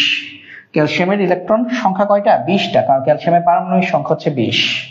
ক্যালসিয়ামের পারমাণবিক সংখ্যা 20। এখন 2টা ইলেকট্রন সে ছেড়ে দিছে, কোন 2টা ইলেকট্রন ছাড়ছে, শেষ কক্ষপথের ইলেকট্রন, তার মানে 4s0। বলো ক্যালসিয়াম 2+ এর বা ক্যালসিয়াম সালফেটের যে ক্ষারীয় মূলক ক্যালসিয়াম 2+, সেটার ডি অরবিটালে কোনো ইলেকট্রন আছে, নাই। তাহলে এটা হবে না, ক্যালসিয়াম সালফেটের ক্ষারীয় মূলকের ডি অরবিটালে ইলেকট্রন নাই। বলছে কোন মূলক, কোনটার ক্ষারীয় মূলকের ডি অরবিটালে ইলেকট্রন আছে, স্ক্যান্ডিয়াম 3+। স্ক্যান্ডিয়াম হচ্ছে 21 নাম্বার মৌল। নরমাল ইলেকট্রন বিন্যাস হচ্ছে এইটা, 3s2 3p6 3d1 4s2। এটা হচ্ছে ক্যালসিয়ামের, এটা হচ্ছে স্ক্যান্ডিয়ামের ইলেকট্রন বিন্যাস। 3+, 3টে ইলেকট্রন ছেড়ে দিবে, প্রথম 2টা ইলেকট্রন ছাড়বে 4s2 থেকে, পরের ইলেকট্রনটা যাবে 3d থেকে। তার মানে স্ক্যান্ডিয়াম 3+ এর ইলেকট্রন বিন্যাস হচ্ছে 3d0 4s0। তারপরে স্ক্যান্ডিয়াম 3+ এরও কিন্তু ডি অরবিটালে কোনো ইলেকট্রন নাই। টাইটানিয়াম 4+, টাইটানিয়ামের ইলেকট্রন হচ্ছে 22টা, নরমালি আর কি, টাইটানিয়াম শুধু যেটা। তাহলে টাইটানিয়ামের ইলেকট্রন বিন্যাস করলে আমরা পাই 3d2 4s2। এখন টাইটানিয়াম কয়টা ইলেকট্রন ছাড়তেছে, টাইটানিয়াম টেট্রাক্লোরাইড তৈরি করার সময় 4টা ইলেকট্রন, 2টা ইলেকট্রন যাবে 4s থেকে, 2টা ইলেকট্রন যাবে 3d থেকে। তাহলে এটাও কিন্তু টাইটানিয়াম 4+ বা টাইটানিয়াম ক্লোরাইড যখন তৈরি হচ্ছে তখন কিন্তু এর ক্ষারীয় মূলক টাইটানিয়াম 4+ এর ডি অরবিটালে কোনো ইলেকট্রন থাকতেছে না। লাস্ট হচ্ছে ক্রোমিয়াম। ক্রোমিয়াম যখন ক্রোমিয়াম সালফেট তৈরি করতেছে তখন এটা ক্রোমিয়াম 2+ হয়ে যাচ্ছে। ক্রোমিয়ামের ইলেকট্রন বিন্যাস কত, ক্রোমিয়াম কিন্তু ব্যতিক্রম ধর্মী ইলেকট্রন বিন্যাস দেখায়, তাই না, ব্যতিক্রম ধর্মী। 3s2 3p6 4s2 হওয়ার কথা, বাট 4s1 3d5, ঠিক আছে। তাহলে সে যখন 2টা ইলেকট্রন ছাড়ে, একটা ইলেকট্রন ছাড়বে 4s থেকে, একটা ইলেকট্রন ছাড়বে 3d থেকে। তাহলে 4s1 থেকে হয়ে যাবে 4s0, 3d5 থেকে হয়ে যাবে 3d4। তাহলে আমরা দেখতে পাচ্ছি এই অপশনগুলোর মধ্যে কেবলমাত্র ক্রোমিয়াম 2+ বা ক্রোমিয়াম সালফেটের ক্ষারীয় মূলক ক্রোমিয়াম 2+ এর ডি অরবিটালে ইলেকট্রন থাকতেছে। অর্থাৎ আমাদের প্রশ্ন হচ্ছে নিচের কোন যৌগের ক্ষারীয় মূলকের ডি অরবিটালে ইলেকট্রন আছে, উত্তর হচ্ছে আমাদের ক্রোমিয়ামের বা ক্রোমিয়াম সালফেটের ক্ষারীয় মূলক ক্রোমিয়াম 2+ এর ডি অরবিটালে ইলেকট্রন আছে। সঠিক উত্তর হচ্ছে ক্রোমিয়াম সালফেট। এটা এখন যদি পরীক্ষায় আসে, এটা কুমিল্লা বোর্ডে 21 আসছে, এটা পরীক্ষায় আসলে এরকমই আসে, হ্যাঁ, বিভিন্ন জায়গায় এটা দেখা যায়, এটা অনেক ফেমাস একটা এমসিকিউ, তো এটাই হবে আনসার। তারপরে আসো ডি উপস্তরে অরবিটাল কয়টা? আমরা জানি 5টা। ডি তে অরবিটাল কয়টা? 5টা। ডি উপস্তরে আমাদের অরবিটাল সংখ্যা কত? 5টি। ডি উপস্তরে আমাদের অরবিটাল সংখ্যা হচ্ছে 5। এটা কোথায়? 1 হচ্ছে s অরবিটালে, 3 p অরবিটালে, আর 7টা অরবিটাল কোথায় থাকে? f উপস্তরে 7টা অরবিটাল থাকে। হাইড্রোজেন পরমাণু চতুর্থ কক্ষপথের ব্যাসার্ধ দেওয়া আছে, ওই কক্ষপথে ইলেকট্রনের গতিবেগ নির্ণয় করো। কেমনে করবে? আমরা জানি mvr ইকুয়াল টু nh/2π। গতিবেগ মানে কি? v বের করতে বলছে, তাহলে v equal to nh/2π mr। তো এখানে মান বসাই দিবা। n এর মান কত? চতুর্থ কক্ষপথ বলছে, তাহলে n এর মান 4। h এর মান কত? h এর মান দেওয়া নাই, তাহলে মুখস্থ বসাবা 6.626 প্লাঙ্কের ধ্রুবক, 10^34। 2π m এর মান কত? ইলেকট্রনের ভর দেওয়া আছে 9.1 × 10^31 কেজি। আর r এর মান এটাও দেওয়া আছে, এই যে ব্যাসার্ধ 7.5 × 10^10। বসানোর পর তুমি ক্যালকুলেশন করলে आंसर আসবে এটা 6.1805 × 10⁵ মিটার/সেকেন্ড। এটা ক্যালকুলেটরে বসালে এটাই आंसर আসবে। ঠিক আছে, এমভিআর এর সূত্র দিয়ে করবা, কুমিল্লা বোর্ড 22 আসছে। পরমাণুর দ্বিতীয় কক্ষপথে একটা ইলেকট্রনের জন্য কৌণিক ভরবেগ, দ্বিতীয় কক্ষপথ ওই বোরনের জন্য যেমন আসছিল তেমনই আসবে। কৌণিক ভরবেগ mvr equal to nh/2π, mvr equal to nh/2π, nh/2π। এখন দ্বিতীয় কক্ষপথ বললে n এর মান 2h/2π, 2 কাটলে আমাদের দ্বিতীয় কক্ষপথের জন্য কৌণিক বেগের সূত্র হচ্ছে h/π। দ্বিতীয় কক্ষপথের জন্য কৌণিক ভরবেগের সূত্র হচ্ছে h/π। স্বাভাবিক অবস্থায় হাইড্রোজেন পরমাণুর আবর্তনশীল ইলেকট্রনের কৌণিক ভরবেগ কত? স্বাভাবিক অবস্থায় হাইড্রোজেন পরমাণু কোন কক্ষপথে থাকবে? প্রথম কক্ষপথে থাকবে। তাহলে mvr ইকুয়াল টু nh/2π সমান কৌণিক ভরবেগ n এর মান 1, h এর মান হচ্ছে আমাদের 6.626 into 10⁻34 divided by 2π। এটা যদি হিসাব করো তাহলে তোমাদের आंसर আসবে 1.05 into 10⁻34। আর কৌণিক ভরবেগের একক কত? Joule second. ঠিক আছে, আচ্ছা। তারপর কোয়ান্টাম সংখ্যা, কোনটিতে ইলেকট্রন আগে প্রবেশ করবে? সবগুলা কোয়ান্টাম সংখ্যা বের করো। 6p n plus l এর মান হচ্ছে 7, 4f n plus l এর মান 7, 5d এটারও n plus l এর মান 7, 7s এটারও n plus l এর মান 7। তাহলে ইলেকট্রন প্রবেশের ক্রম যেহেতু সবগুলারই n plus l এর মান 7, তার মানে যার n ছোট সেটাতে ইলেকট্রন আগে প্রবেশ করবে। অর্থাৎ ইলেকট্রন আগে প্রবেশ করবে 4f, তারপর প্রবেশ করবে 5d, তারপর প্রবেশ করবে 6p, তারপর প্রবেশ করবে 7s। তাহলে এখানে বলছে কোনটিতে আগে প্রবেশ করবে? 4f অরবিটাল ইলেকট্রন আগে প্রবেশ করবে। তারপরে আসো, একটি পরমাণুতে দুটি ইলেকট্রনের সর্বোচ্চ কয়টি কোয়ান্টাম সংখ্যার মান এক হতে পারে? পলিবর্জন নীতি, একটি পরমাণুতে দুটি ইলেকট্রনের সর্বোচ্চ 3টি কোয়ান্টাম সংখ্যার মান এক হতে পারে। পলিবর্জন নীতি কি ছিল? *124#। এটা মানে কি ছিল? এটা মানে ছিল একটি পরমাণুতে 1 দিয়ে বোঝাই একটি পরমাণুতে, 2 দিয়ে বোঝাই দুইটি ইলেকট্রনের, 4 দিয়ে বোঝাই 4টি কোয়ান্টাম সংখ্যার মান কখনোই এক হতে পারে না। অর্থাৎ সর্বোচ্চ 3টি কোয়ান্টাম সংখ্যার মান এক হতে পারবে। তারপর ম্যাগনেসিয়াম মৌলের সর্ববহিস্থ স্তরের ইলেকট্রনের জন্য 4টি কোয়ান্টাম সংখ্যার মান কত? ম্যাগনেসিয়ামের সর্ববহিস্থ ইলেকট্রন কোনটা? 3s2 সর্ববহিস্থ দুইটা ইলেকট্রন। তাহলে এই দুইটা ইলেকট্রনের জন্য n এর মান কত? n এর মান 3, l এর মান কত? 0।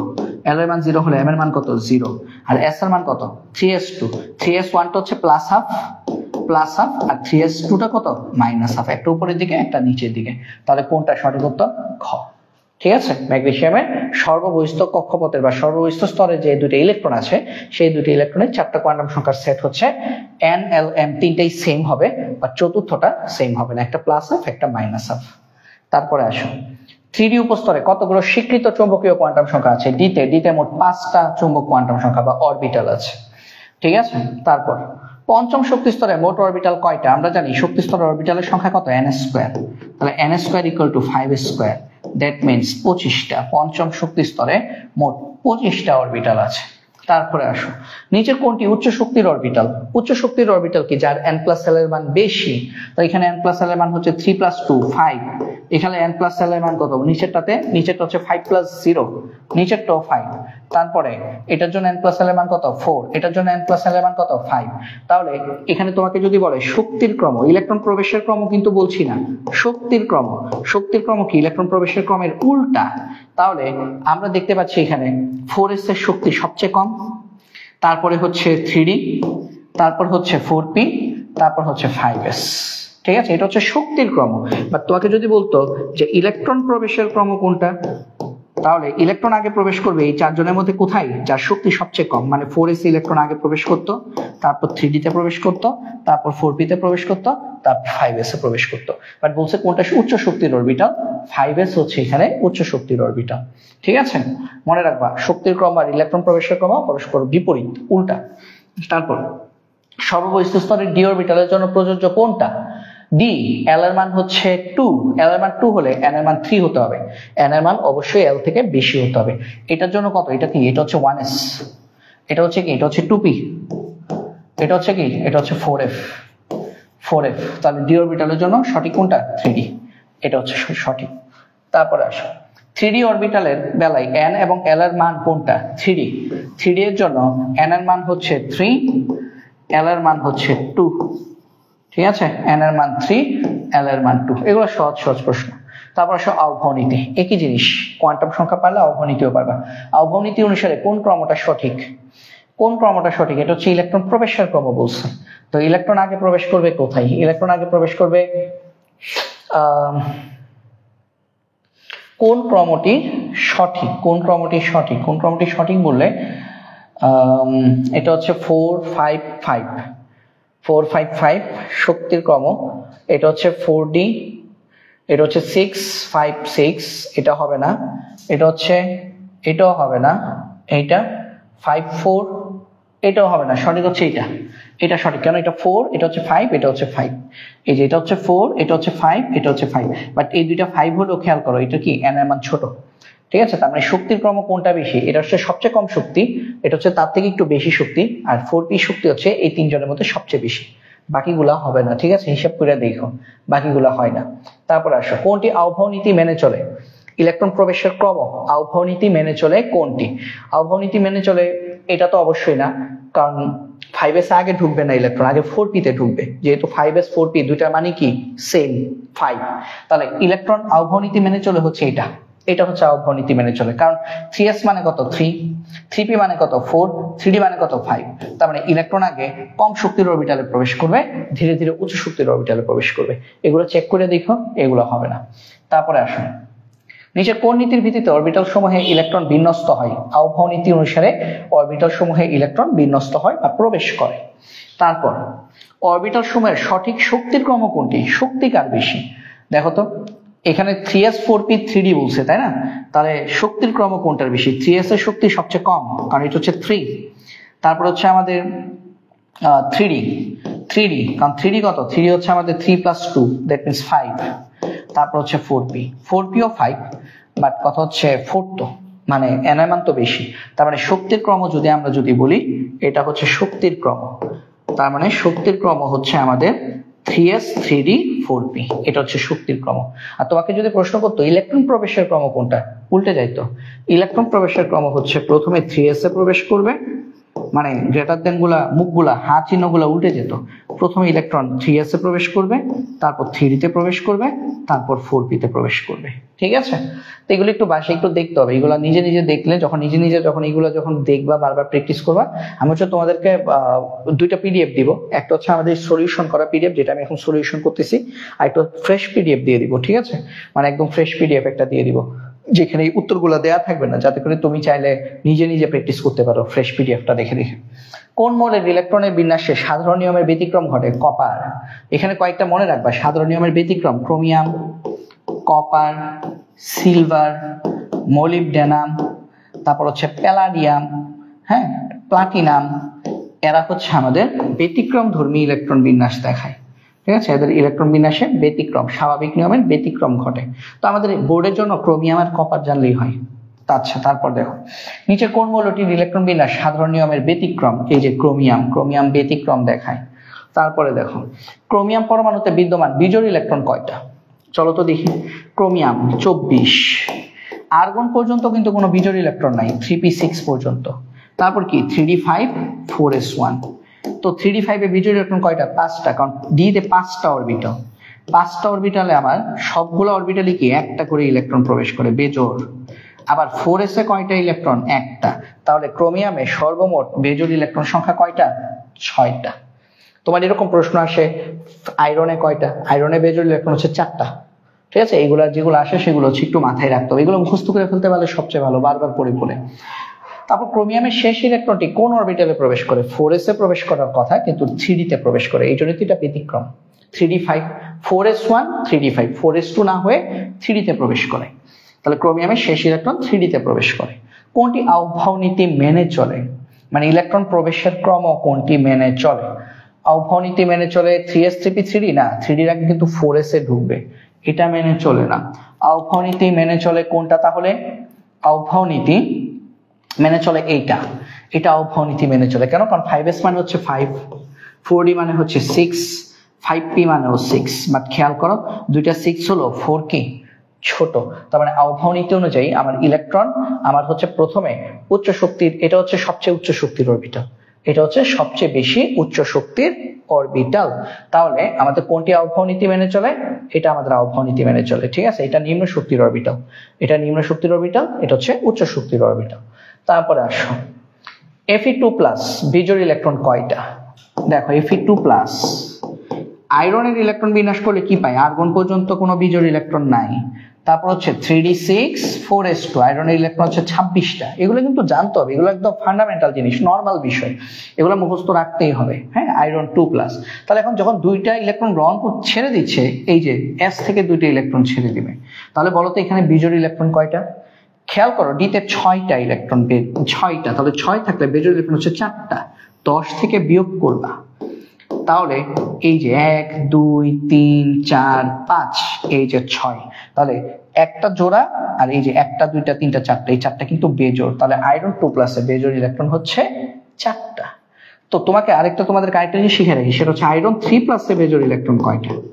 আয়রন 3+, আর্গন পর্যন্ত কোনো বেজোড় ইলেকট্রন নাই, এটা হবে 4s0। আয়রন 2+, 3+ মানে কি? এখানে হবে 3d5, কারণ 3 নাম্বার ইলেকট্রনটা তো d থেকে বেরোবে। তাহলে আয়রন 3+ এ কিন্তু আমার বেজোড় ইলেকট্রন 5টা, 1 2 3 4 5। তো তিনটা জিনিস মনে রাখবা, ক্রোমিয়ামে বেজোড় ইলেকট্রন 6টা, আয়রন 2+ এ বেজোড় ইলেকট্রন 4টা, আয়রন 3+ এ বেজোড় ইলেকট্রন 5টা। ঠিক আছে, এই তিনটা আসলে মনে রাখা উচিত আমি মনে করি, কারণ এগুলো বেশি আসে, এগুলো মনে রাখা উচিত। তাহলে আমি এগুলো একটু এই সাইডে একটু লিখে দিই। দেখো ক্রোমিয়ামে বিজোড় ইলেকট্রন 6টা, আয়রন 2+ এ বিজোড় ইলেকট্রন 4টা, আয়রন 3+ এ বিজোড় ইলেকট্রন 5টা। আবার মনে রাখবা শুধু আয়রন Fe 2+ না 3+ না, আয়রনেও বিজোড় ইলেকট্রন 4টা। ঠিক আছে, Fe2+ আয়রনে d অরবিটাল ইলেকট্রন কয়টা? 6টা। মাত্র দেখাইছি না Fe2+ কিভাবে লেখে? আর্গন পর্যন্ত লিখবা 3d6, এই যে দুইটা ইলেকট্রন কোত্থেকে যাবে? 4s থেকে যাবে, তাহলে d অরবিটালে কিন্তু আমার 6টা ইলেকট্রনই রয়েছে। ঠিক আছে, Fe2+ এ d অরবিটালে 6টা ইলেকট্রন আছে। যদি প্রশ্ন করতে Fe3+ এ d অরবিটালে কয়টা ইলেকট্রন আছে, 3d5 হয়ে যেত, তাহলে কিন্তু 5টা ইলেকট্রন থাকতো। তারপর দেখো কোনটির ইলেকট্রন বিন্যাস সাধারণ নিয়মের ব্যতিক্রম? পড়াইছি না, chromium, copper, silver, molybdenum, palladium, platinum, এরা হচ্ছে ব্যতিক্রম ধর্মী ইলেকট্রন বিন্যাস দেখায়। তারপর কপারের 19তম ইলেকট্রন 3d তে না যে 4s এ প্রবেশ করে। পটাশিয়ামের ক্ষেত্র, কপারের ক্ষেত্র, সবার ক্ষেত্রে। কোন মৌলের ইলেকট্রন বিন্যাসে আউভাও নীতির ব্যতিক্রম দেখা যায়? কপার ব্যতিক্রম, copper, chromium, silver, molybdenum, platinum, palladium, এগুলো ব্যতিক্রম ধর্মী ইলেকট্রন বিন্যাস দেখায়। হুন্ডের নীতি আমরা পড়েছিলাম, s অরবিটাল হুন্ডের নীতি প্রদর্শনে অক্ষম, s অরবিটাল হুন্ডের নীতি প্রদর্শনে অক্ষম। ঠিক আছে, তারপর নিম্নের কোনটির ক্ষেত্রে হুন্ডের নীতি প্রযোজ্য? এটা অক্ষম, কেন? কারণ 3s1 s অরবিটাল, এটা 1s2 s অরবিটাল, এটা লাস্ট কক্ষপথ কি 2s2 s অরবিটাল, এটা কিন্তু 2s2 2p4 p অরবিটাল। তার মানে এটার ক্ষেত্রে হুন্ডের নীতি প্রযোজ্য, বাকি সবই s অরবিটাল। s অরবিটালের ক্ষেত্রে হুন্ডের নীতি অক্ষম, প্রযোজ্য নয়। তারপরে আসো, হুন্ডের নীতি অনুযায়ী অক্সিজেনে কয়টা অযোগ্য ইলেকট্রন রয়েছে? চলো তো দেখি। অক্সিজেন 8 পারমাণবিক সংখ্যা, 1s2 2s2 2p4। তো 1s2 2s2 পর্যন্ত তো জোড় ইলেকট্রনই, 2p তে ইলেকট্রন কয়টা, মানে অরবিটাল 3টা, 1 2 3 4। তাহলে মোট কয়টা বিজোড় ইলেকট্রন আছে? 2টা বিজোড় ইলেকট্রন আছে। অক্সিজেনের মোট বিজোড় ইলেকট্রন সংখ্যা হচ্ছে 2টা, ঠিক আছে, 2টা। যত বেশি সংখ্যক বার তুমি একই এমসিকিউ প্র্যাকটিস করবা, তত বেশি একুরেটলি, তত বেশি তাড়াতাড়ি তুমি আনসার করতে পারবা, ঠিক আছে। তাই একই এমসিকিউ বারবার পড়বে, একই অধ্যায়ের এমসিকিউ বারবার পড়বা। এমন না যে আমি একবার পড়ছি আর জীবনে পড়ার দরকার নেই। যত বেশি পড়বা তত তোমার একুরেসি বাড়বে, তত বেশি তুমি তাড়াতাড়ি আনসার করতে পারবা। তারপর আসো, হুন্ডের নীতি অনুসারে ইলেকট্রন বিন্যাস নয় কোনটির? ক্রোমিয়াম, কারণ ক্রোমিয়াম কিন্তু ব্যতিক্রম ধর্মী ইলেকট্রন বিন্যাস প্রদর্শন করে, ঠিক আছে। 4s ফিল আপ না করে 3d তে ঢুকে যায়, তার মানে এখানে হুন্ডের নীতি প্রযোজ্য নয়। তারপরে আসো, নিম্নের কোন মৌলের ইলেকট্রন বিন্যাস হুন্ডের নীতি প্রযোজ্য নয়? এটার সঠিক উত্তর নেই, এটার সঠিক উত্তর নাই, ঠিক আছে। এটা যদি একটা board MCQ, but board MCQ ঠিক আছে, বাট এইটা যখন এই মানে গাইডের মধ্যে যখন তারা যখন দিছে, তখন ওটা প্রিন্টিং মিস্টেক হয়েছে। এটা খুব সম্ভবত সোডিয়াম হবে। সোডিয়াম হলে সঠিক উত্তর সোডিয়াম, কারণ 3s1 সোডিয়ামের ক্ষেত্রে হুন্ডের নীতি প্রযোজ্য নয়। তারপর হচ্ছে পলির বর্জ্য নীতি। অক্সিজেনের অষ্টম ইলেকট্রনের জন্য L এবং S এর মান কত? অক্সিজেনের অষ্টম ইলেকট্রন কোনটা? চলো দেখি। অক্সিজেনের অষ্টম electron 1s2 2s2 2p4 electron বিন্যাস। তাহলে এটা হচ্ছে প্রথম ইলেকট্রন, এটা দ্বিতীয়, 2s2 3 4 2p4 5 6 7 8 নাম্বার ইলেকট্রনটা একটু অন্য কালি দিয়ে দেখায়, এটা হচ্ছে 8। তাহলে 8 নাম্বার ইলেকট্রন কিন্তু এইটা। তাহলে এটার জন্য ভ্যালু দেখো তো, -1 0 +1। আমাকে কি কি বের করতে বলছে? S এর মান এবং L এর মান, আমি সবগুলোই বের করি ধরো। তাহলে এটার জন্য, এই অষ্টম ইলেকট্রনের জন্য n এর মান কত? 2, L এর মান কত? 1, কারণ 2p অরবিটালে আছে। m এর মান কত? -1, S এর মান কত? -1/2, কারণ নিচের দিকে। আমাকে বের করতে বলছে L আর S এর মান কত? 1 -1/2, ঠিক আছে। তাহলে অক্সিজেনের অষ্টম ইলেকট্রনের জন্য পলির বর্জ্য নীতি অনুসারে L এবং S এর মান হচ্ছে 1 এবং -1/2। নটরডেম কলেজে আসছে এটা, দেখছো। তাহলে আমরা কিন্তু নটরডেম কলেজে কোশ্চেনও কিন্তু ইজিলি সলভ করতে পারি এখন, তাই না? ফ্লোরিনের বেজোড় ইলেকট্রনের জন্য কোন কোয়ান্টাম সেটটি সঠিক? চলো দেখি। ফ্লোরিনের বেজোড় ইলেকট্রন আগে কোনটা, এটা তো দেখতে হবে। ফ্লোরিন 9 1s2 1 2 দুইটা ইলেকট্রন, 2s2 এটা 3 এটা 4 2p5, ঠিক আছে, 2p5 তাহলে এটা হচ্ছে 5 6 7 8 9 নাম্বার ইলেকট্রন, একটু অন্য কালি দিয়ে দেখাই, এটা হচ্ছে 9, এটা হচ্ছে 9 নাম্বার ইলেকট্রন, ঠিক আছে। তাহলে ভ্যালু কত? এটা হচ্ছে -1, এটা হচ্ছে 0, এটা হচ্ছে +1, px py pz। তাহলে দেখো 9 নাম্বার ইলেকট্রনের জন্য তাহলে কোয়ান্টাম সংখ্যার সেট কত? n এর মান কত? 2, L এর মান কত? 2p মানে 1, m এর মান কত? 0, S এর মান কত? নিচের দিকে না, তার মানে -1/2। তাহলে 9 নাম্বার ইলেকট্রনের জন্য আমার কোয়ান্টাম সংখ্যার সেট হচ্ছে 210 -1/2, 210 -1/2 এখানে নাই। তার মানে এটা হচ্ছে যে বই থেকে দিছে, এক একজন বইয়ের রাইটারের বই এক এক রকম। অনেক রাইটার হচ্ছে এটাকে +1 বলছে, এটাকে +1 বলছে, অনেক রাইটার আছে এরকম বলছে, হ্যাঁ, যে এটাকে +1 বা এটাকে সরি উপরের দিকে বলছে -1/2, নিচের দিকে বলছে +1/2। তাহলে তাদের হিসাব অনুযায়ী এটা কত হবে? 210 +1/2। কোথায় আছে বলো? 210, তাহলে 21, এই যে 21, L এর মান m এর মান দেয় নাই, তাহলে 21 +1/2, এটা হচ্ছে সঠিক উত্তর, ঠিক আছে। -1/2 নাই তো, অপশনই তো -1/2 নাই। তাহলে তুমি তখন শুধুমাত্র চেক দিবা, আর m এর মান দেওয়া নেই কোনো অপশনে, m এর মান দেওয়া নেই, তাহলে তখন তুমি দেখবা n এর মান L এর মান, n এর মান 2, L এর মান 1, এখানে আছে এটা, n এর মান 2, L এর মান 1, আর কোথাও নেই। এখানে n এর মান 1, L এর মান 0, ঠিক আছে। তার মানে সঠিক উত্তর হচ্ছে 3। আচ্ছা, তড়িৎ চুম্বকীয় বর্ণালী, এটা আমি তোমাদেরকে পড়াই নাই এখনো, বাট হচ্ছে এটা এমসিকিউ পড়াতে গিয়ে পড়ে ফেলবো, এটার জন্য সিকিউ আলাদাভাবে পড়াবো না। এটার সূত্র হচ্ছে আমরা 9-10 পড়ছি, v = f λ। আমরা 9-10 পড়েছি v = এফ ল্যামডা। তাহলে এখন এই ভি এর বদলে বসাবা কি আলোর বেগ সি, এফ ফ্রিকোয়েন্সিকে এখন কি দিয়ে প্রকাশ করা হয় nu, C equal to nu lambda.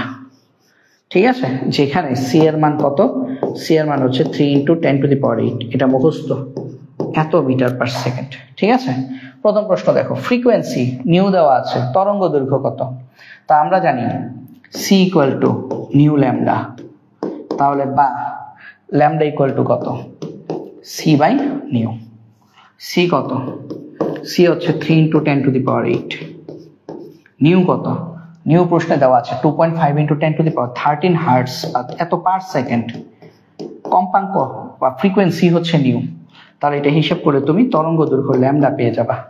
তরঙ্গ দৈর্ঘ্য ল্যামডা কত আসে,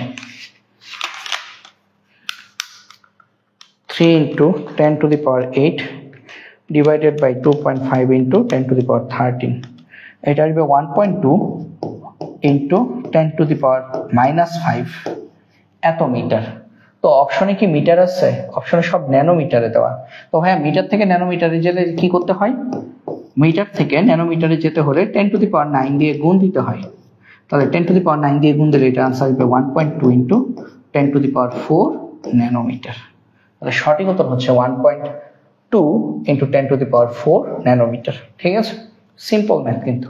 তারপরে প্রশ্ন দেখো, বিকিরিত আলো তরঙ্গ দৈর্ঘ্য 486.7 ন্যানোমিটার হলে কম্পাঙ্ক কত, নিউ কত। তো আমরা জানি C equal to nu lambda, তাহলে বা nu equal to C by lambda.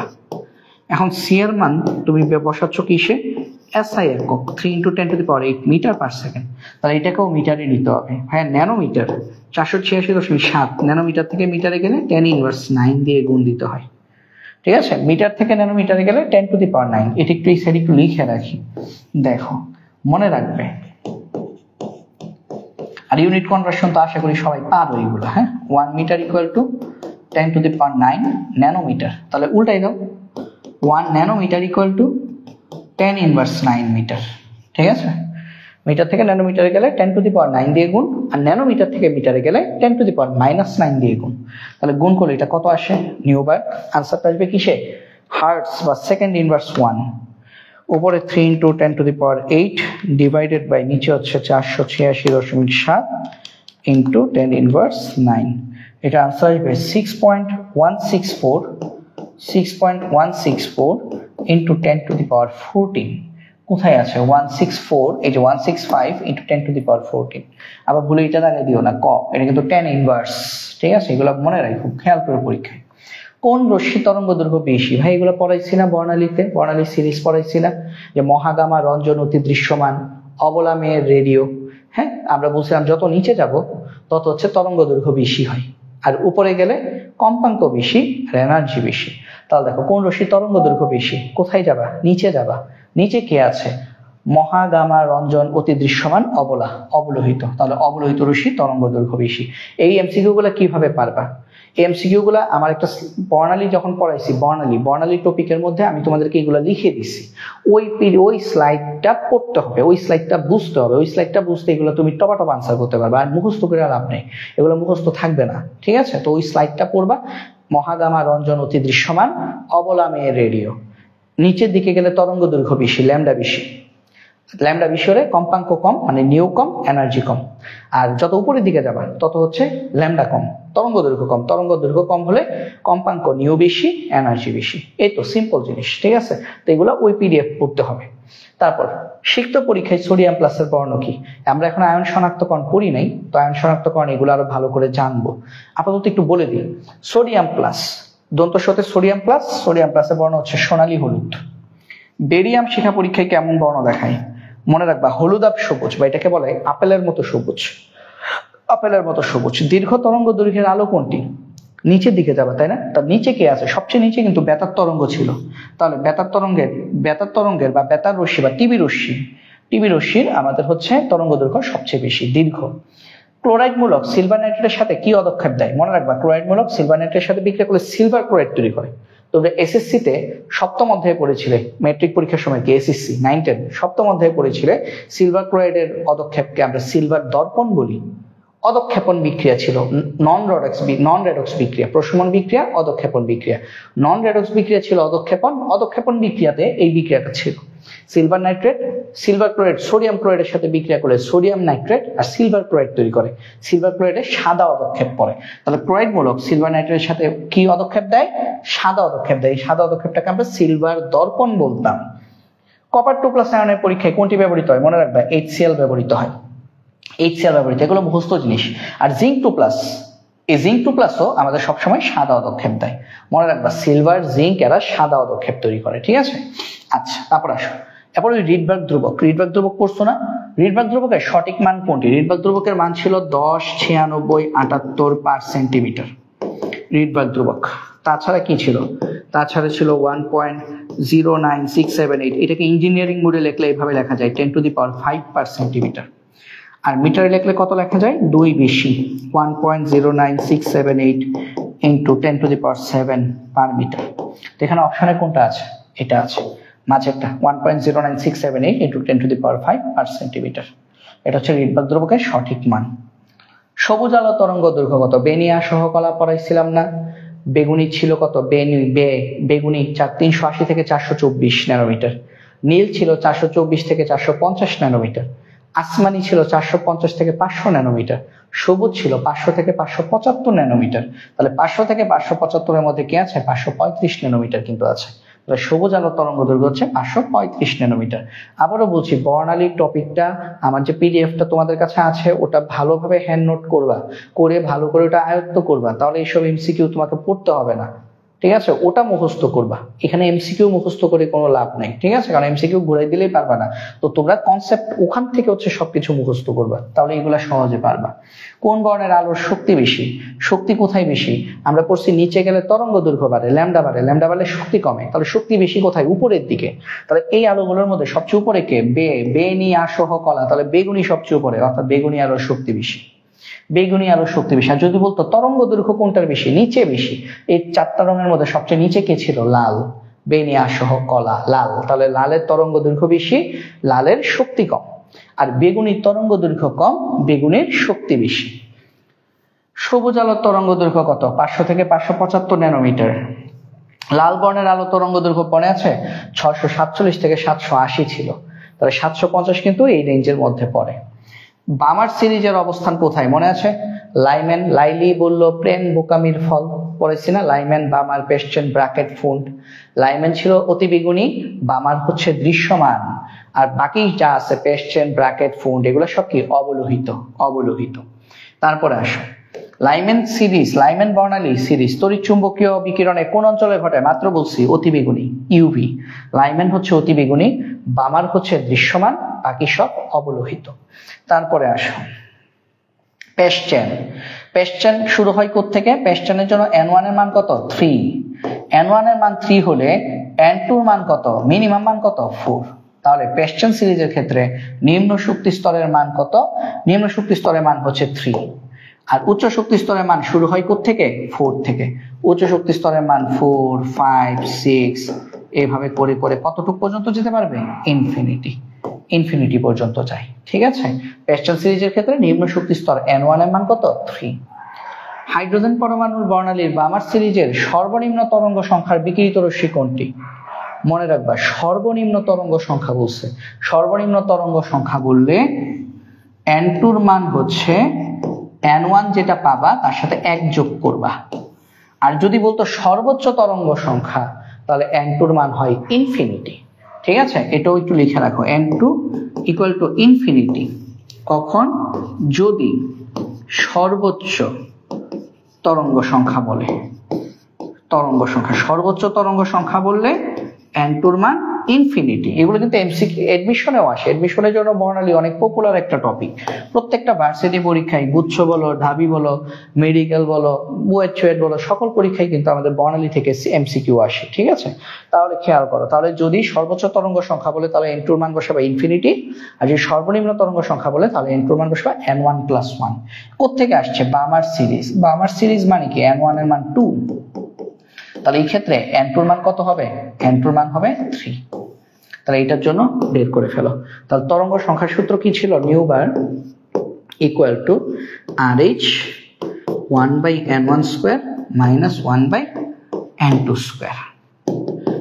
RH 1/n1 এর মান কত 2 স্কোয়ার, n2 এর মান কত 3 স্কোয়ার সমান RH 1/4 মাইনাস 1/9 সমান RH ইন্টু লসাগু করলে 4 9 36 9 মাইনাস 4 5/36 RH 5RH/36 আনসার হচ্ছে এটা 5RH/36। ঠিক আছে, সর্বনিম্ন তরঙ্গ সংখ্যা হচ্ছে 5RH/36। হাইড্রোজেন পরমাণুর বর্ণালীতে পেস্টেন সিরিজ কোথায় সৃষ্টি হয়? অবলোহিত। আর দ্বিতীয় লাইনের ক্ষেত্রে n এর মান কত? দ্বিতীয় লাইন মানে কি জানো? লাইন মানে হচ্ছে n2 n1 + 2, যততম লাইন বলবে এই যে লাইন, দ্বিতীয় লাইন। তাহলে বামার সিরিজ বলছে, তাহলে n2 এর মান কত 2 + 2, তার মানে 4। তার মানে আমরা দেখতে পাচ্ছি বামার সিরিজের দ্বিতীয় লাইন কখন তৈরি হবে? যদি চতুর্থ শক্তি স্তর থেকে দ্বিতীয় শক্তি স্তরে কোনো একটা ইলেকট্রন নেমে আসে, তাহলে আমরা সেই ক্ষেত্রে বামার সিরিজের দ্বিতীয় লাইন পাবো। ঠিক আছে, তারপরে আসো বামার সিরিজের দ্বিতীয় লাইনের ক্ষেত্রে n2 এর মান কত? সেম না, 4। ব্র্যাকেট সিরিজের ক্ষেত্রে n2 এর মান কত? ব্র্যাকেট সিরিজের জন্য n1 এর মান কত? 4। তাহলে n2 এর মান মিনিমাম কত হবে? 5 থেকে শুরু হবে, 5 6 7 এইভাবে করে করে ইনফিনিটি পর্যন্ত। তাহলে মিনিমাম মান কত? 5। ব্র্যাকেট সিরিজের ক্ষেত্রে n2 এর মান কত? 5। ইলেকট্রন তৃতীয় শক্তি স্তরে যদি ফিরে আসে তাহলে কি বর্ণালী পাওয়া যায়? পেস্টেন। প্রথম হলে লিমেন বা লাইমেন, দ্বিতীয় হলে বামার, চতুর্থ হলে ব্র্যাকেট, পঞ্চম হলে ফুন্ড। হাইড্রোজেন পরমাণু তৃতীয় কক্ষপথে, আচ্ছা এটা কোন সূত্র? এটা হচ্ছে অ্যাম্পিয়ারের সূত্র দিয়ে করতে হবে। কৌণিক ভরবেগ mvr = nh/2π।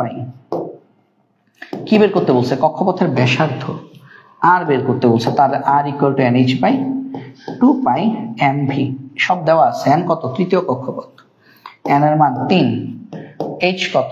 h 6.626 × 10⁻³ 34, 2π m কত? m হচ্ছে 9.1 × 10⁻31 ইলেকট্রনের ভর। v কত? v দেওয়া আছে এই যে 7.28 × 10⁵, 7.28 × 10⁵। সব SI এক, তাহলে আনসারটা কিসে আসবে? আর এর আনসারটা আসবে মিটারে, কিন্তু অপশন সব অ্যাংস্ট্রম আছে, তার মানে পরে এটাকে অ্যাংস্ট্রমে নিতে হবে। তাহলে মিটার আনসার কত আসে দেখি? 3 × 6.626 × 10⁻34 divided by 2π into 9.1 × 10⁻31 into 7.28 into 10⁵, 4.775, তার মানে 4.78 into 10⁻10 মিটার। তোমরা জানো নিশ্চয়ই 10⁻10 মিটার সমান 1 অ্যাংস্ট্রম, তার মানে এটা মানে হচ্ছে 4.78 অ্যাংস্ট্রম। আনসার হচ্ছে এটা। ঠিক আছে, এটা এখানে লিখে রাখি, তোমরা মনে রাখবে যে 1 angstrom is equal to 10⁻10 meter. তাহলে সুতরাং 1 মিটার থেকে অ্যাংস্ট্রমে গেলে কি করতে হয়? 10⁻10 দিয়ে গুণ করতে হয়। ঠিক আছে, ঠিক যেমন ন্যানোমিটার 10⁹, অ্যাংস্ট্রম হচ্ছে 10⁻10। আচ্ছা, আসমানি আলোর তরঙ্গ দৈর্ঘ্যের চেয়ে ছোট তরঙ্গ দৈর্ঘ্য কোনটা? এর উপরে যে থাকে বেনি, নীল আছে, কারণ বেনি আসহ কলা, আসমানি পরে হচ্ছে সবুজ, কমলা, লাল, এগুলো সব আসমানি থেকে বেশি তরঙ্গ দৈর্ঘ্য। হাইড্রোজেন বর্ণালীতে অতি বেগুনি অঞ্চলে কোনটা দেখা যায়? লাইমেন। বামার দেখা যায় দৃশ্যমান, বাকি সব পেস্টেন, ফুন্ড, ব্র্যাকেট এগুলো সব অবলোহিত। হাইড্রোজেন পারমাণবিক বর্ণালীতে কোন সিরিজে দৃশ্যমান দেখা যায়? বামার সিরিজে দৃশ্যমান দেখা যায়। তারপর পেস্টেন সিরিজের জন্য n2 এর ন্যূনতম মান কত? পেস্টেন সিরিজের জন্য কিন্তু আমার n1 এর মান কত? 3। তাহলে n2 এর ন্যূনতম মান কত? 4। মিনিমাম 4 চতুর্থ শক্তি স্তর থেকে আসতে হবে, বা এর উপর থেকে আসতে পারবে। সর্বোচ্চ কত? ইনফিনিটি, অসীম থেকে আসতে পারবে, বাট মিনিমাম চতুর্থ শক্তি স্তর থেকে ইলেকট্রনকে তৃতীয় শক্তি স্তরে আসতে হবে। তাহলে আমরা পেস্টেন সিরিজ পাবো। লাইমেন সিরিজে তৃতীয় লাইন কোনটা? তৃতীয় লাইনের তরঙ্গ দৈর্ঘ্য কত? আচ্ছা, প্রথম কথা লাইমেন সিরিজের জন্য n1 এর মান কত? 1। তাহলে n2 তৃতীয় লাইন, তার মানে কি n1 + 3, তার মানে 1 + 3 = কত? 4। তাহলে আমরা এখান থেকে পেয়ে গেলাম অঙ্কটার মধ্যে L1 এর মান 1, N2 এর মান 4 বের করতে বলছে। তরঙ্গ দৈর্ঘ্য ল্যামডা কত? তো আমরা জানি nu bar equal to 1 by lambda equal to RH into 1 by N1 square minus 1 by N2 square. তো মানটান বসাও, তাহলে 1 বাই ল্যামডার মান আসবে, তারপর সেখান থেকে ল্যামডা বের করবা।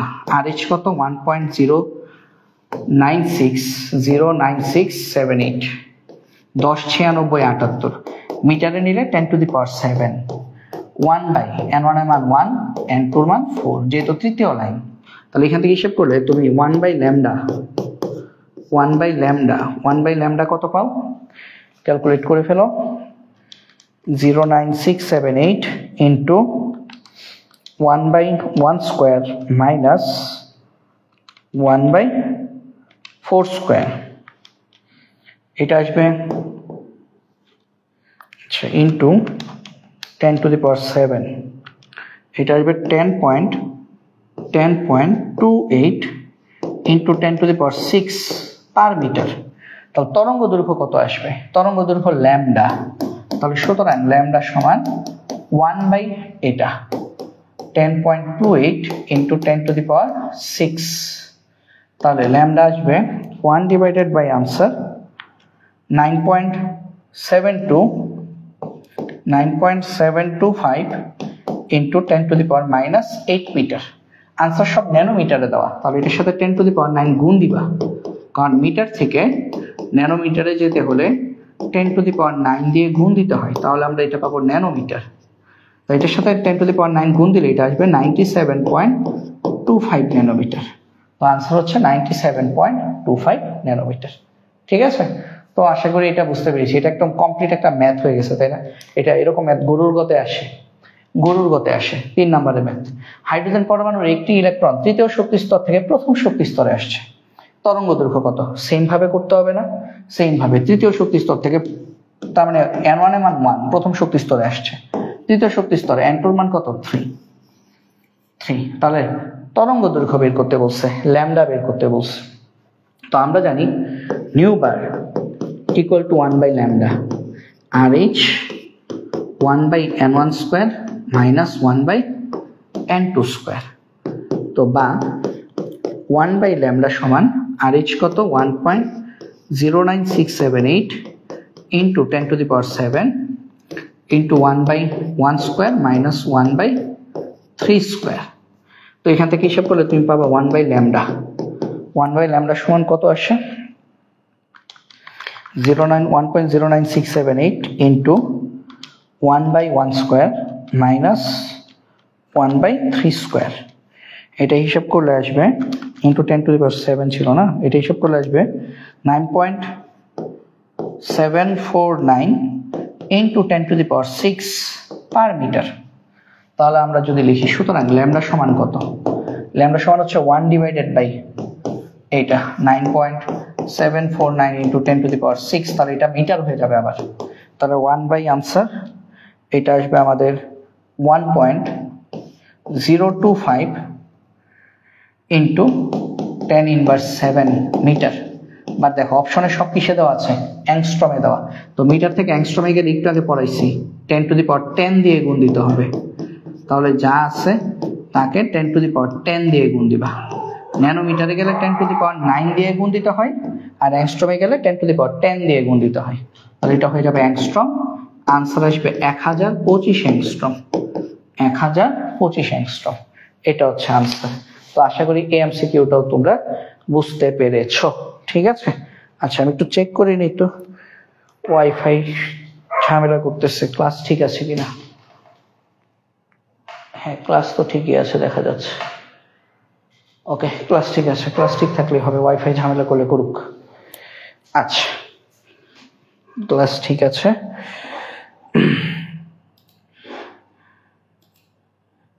আচ্ছা, তারপর দেখো আমরা প্রায় শেষের পথে চলে আসছি, আর বেশি নাই। লাল রশ্মির তরঙ্গ দৈর্ঘ্য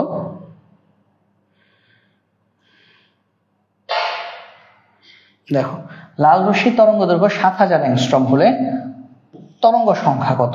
তরঙ্গ দৈর্ঘ্য দেওয়া আছে, তরঙ্গ সংখ্যা কত? আমরা জানি তরঙ্গ সংখ্যা নিউ বার সমান 1 বাই ল্যামডা। 1/λ। এখন এই ল্যামডার মান দেওয়া আছে 7000 অ্যাংস্ট্রম। তো এটাকে মিটারে নিই, হ্যাঁ মিটারে নিলে কি আসবে 7000 × 10 ইনভার্স 10 মিটার। তাহলে এটা কত আসবে এত পার মিটার। তরঙ্গ সংখ্যার একক হচ্ছে কি পার মিটার। তাহলে আমরা এটা কত পাচ্ছি, এটা পাচ্ছি 1/7000 × 10 ইনভার্স 10। এটা আসবে 1.428 × 10⁶ পার মিটার। বাট ঝামেলা হচ্ছে এখানে দেখো অপশনে পার মিটার যেটা আছে এটা না। তো আমাদেরকে এখন একটু অন্যভাবে চিন্তা করতে হবে যে আসলে এটা তাহলে কি হবে।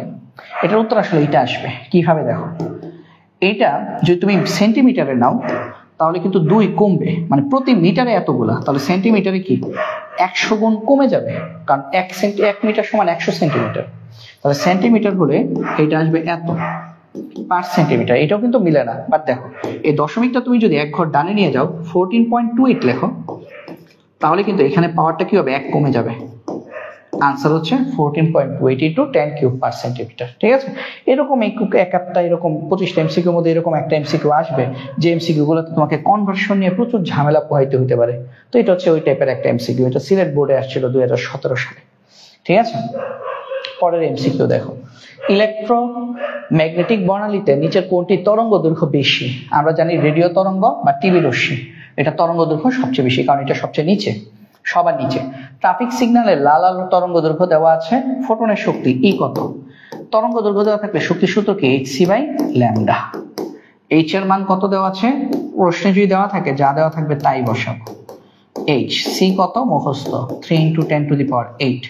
ল্যামডা কত 665 ন্যানোমিটার, মিটারে নিবা 665 ন্যানোমিটার থেকে মিটারে নিলে 10⁻9 দিয়ে গুণ করতে হয়। ক্যালকুলেশন করে দেখো কত আসে, 6.62 × 10⁻34 into 3 × 10⁸ divided by 665 × 10⁻9, 2.986 into 10⁻19, আর শক্তির একক কি জুল। তাহলে এটা হচ্ছে आंसर 2.986 into 10⁻19 জুল। ঠিক আছে, পরের এমসিকিউতে যাই। তরঙ্গ দৈর্ঘ্য দেওয়া আছে, শক্তি কত সেম না, E = hc/λ। hc/λ, h এর মান কত আগের মতোই 6.62 into 10⁻34 বা 6/6 লিখতে পারো। ঠিক আছে, ইনটু c এর মান কত 3 × 10⁸।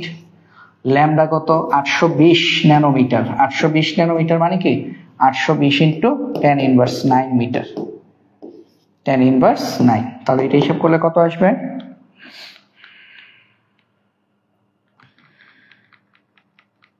আগের প্রশ্নটা আমার যেহেতু তোলা আছে জাস্ট এখানে 820 2.4219, তারপর 2.422 × 10⁻19 জুল। তো এখানে আছে 2.42, এই যে 10⁻19 এটা। ঠিক আছে, মানে ওই 6/6 দিয়ে যদি করো ম্যাথটা, 6/6 দিয়ে যদি ম্যাথটা করো, হ্যাঁ যেহেতু অপশনে আমাদেরকে কিছু বলে নাই, হ্যাঁ তো সেহেতু তোমরা যদি ম্যাথটাকে 6/6 দিয়ে যদি করো তাহলে এটা আসবে 2.424 আসবে। ঠিক আছে, 2.424 আসবে। তারপর প্রথম কক্ষপথের শক্তি E1 হলে তৃতীয় কক্ষপথের শক্তি কত? ভাইয়া পড়াইছি না, n-তম কক্ষপথের শক্তি En = E1/n²। এই সূত্র পড়াইছি কিনা বলো, বর্ণালীর পরেই কিন্তু এগুলো পড়াইছি। তো তৃতীয় কক্ষপথ বললে আমরা E3 = পাবো E1 / 3², তার মানে E1/9। তো E1/9 এখানে অপশন কত, E1 × 1/9। ঠিক আছে, এটা হচ্ছে উত্তর। তারপর কোন রশ্মির শক্তি বেশি, যেটা উপরে, যার ল্যামডা কম তার শক্তি বেশি, তাহলে সবার উপরে এখানে আছে গামা, গামার শক্তি বেশি। তৃতীয় শক্তি স্তরে আসলে প্যাশ্চান সিরিজ, ঠিক আছে জানো না, প্রথম শক্তি স্তরে আসলে লাইম্যান, দ্বিতীয়তে আসলে বামার, তৃতীয়তে আসলে প্যাশ্চেন, চতুর্থতে আসলে ব্রাকেট, পঞ্চমে আসলে ফান্ড বা ফুন্ড। তারপর হাইড্রোজেন পরমাণুর বর্ণালীতে প্যাশ্চেন সিরিজের জন্য সর্বোচ্চ, মনে আছে বলছিলাম সর্বনিম্ন তরঙ্গ সংখ্যা বললে n2 এর মান হচ্ছে n1+1, আর সর্বোচ্চ তরঙ্গ সংখ্যা বলে ফেলছে, সর্বোচ্চ তরঙ্গ সংখ্যা বললে, সর্বোচ্চ তরঙ্গ সংখ্যার এই কথাটা বললে এখানে আমাদের n2 এর মান কত আসবে, ইনফিনিটি। ইনফিনিটি। তাহলে পেস্টেন সিরিজের জন্য পেস্টেন সিরিজ তার মানে n1 এর মান কত 3, n1 এর মান 3, n2 এর মান ইনফিনিটি। বেশি বসিয়ে তরঙ্গ সংখ্যা নিউ বার RH অবস্থায় রেখে দিব, ঠিক আছে। RH কে RH অবস্থায় রাখতে হবে, RH into 1/n1 square minus 1/n2 square. তাহলে দেখো RH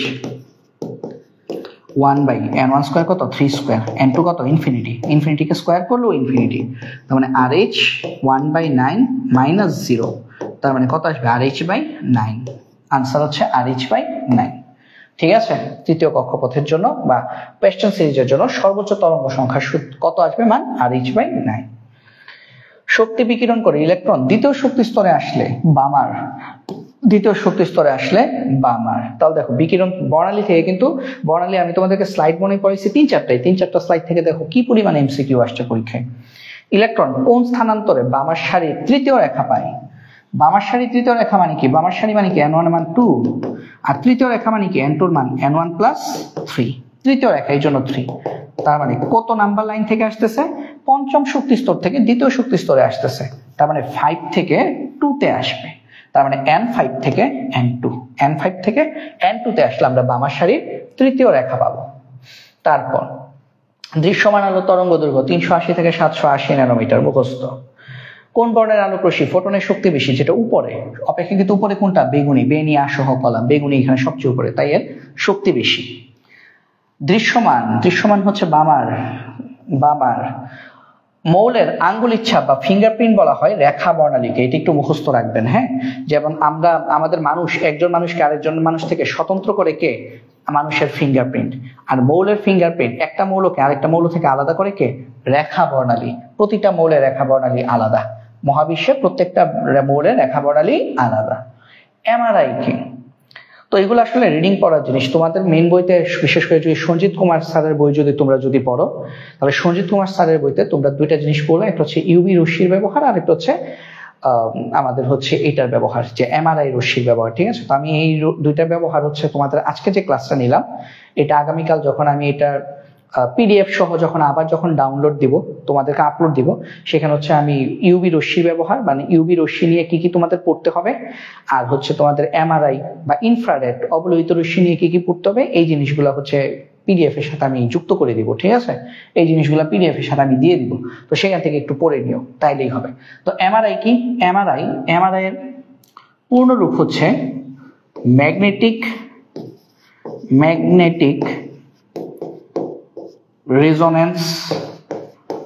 রেজোন্যান্স ইমেজিং। এটাকে বাংলা বলে চৌম্বকীয় অনুরণন প্রতিচ্ছবিকরণ।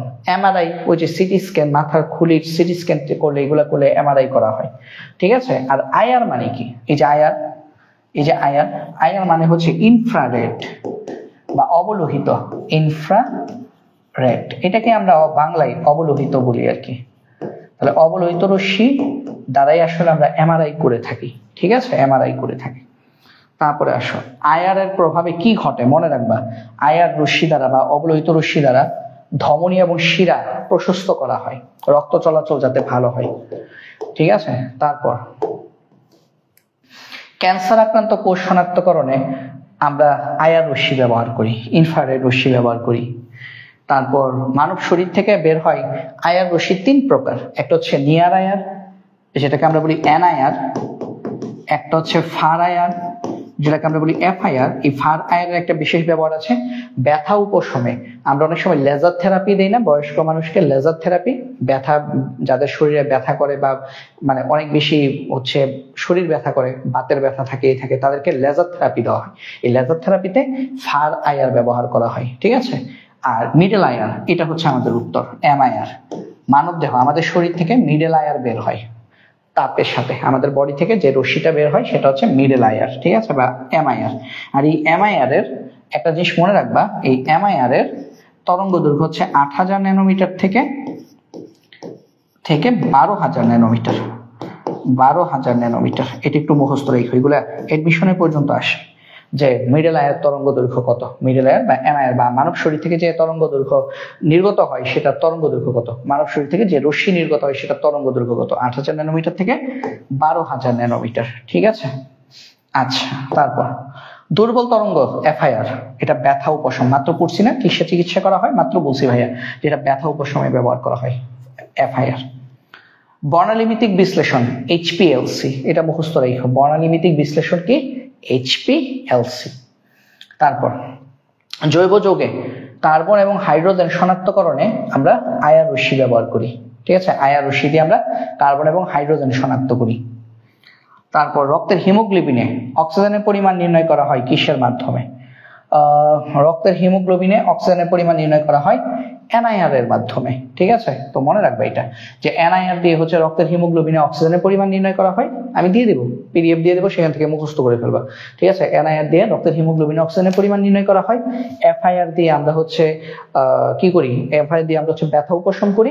আর মিডল আয়ার এমআইআর, এটা হচ্ছে আমাদের মানব দেহ থেকে নির্গত হয়। ঠিক আছে, মানব দেহ থেকে নির্গত হয়।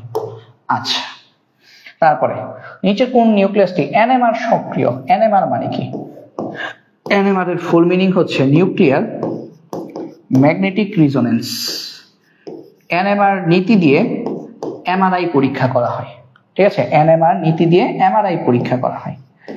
এনএমআর সক্রিয় কারা, এটা একটু মনে রাখবা, যাদের প্রোটন সংখ্যা বেজোড় তারা হচ্ছে এনএমআর সক্রিয়। এনএমআর সক্রিয় কারা, যাদের প্রোটন সংখ্যা বেজোড়, প্রোটন সংখ্যা বেজোড় তারা সবাই এনএমআর সক্রিয়। তো এখানে প্রোটন সংখ্যা বেজোড় কার, 8 বেজোড়, 6 বেজোড়, 16 বেজোড়, না 1 বেজোড়। তারপরে হাইড্রোজেন 1 এটা হচ্ছে একটা এনএমআর সক্রিয় নিউক্লিয়াস। ঠিক আছে, এবং আমাদের টোটাল এমসিকিউ 155টা ছিল, আমরা 155টি এমসিকিউ আজকে ক্লাসে শেষ করলাম। ঠিক আছে, তো আজকের ক্লাসে আমাদের টোটাল 155টা এমসিকিউ কিন্তু শেষ হয়ে গেল।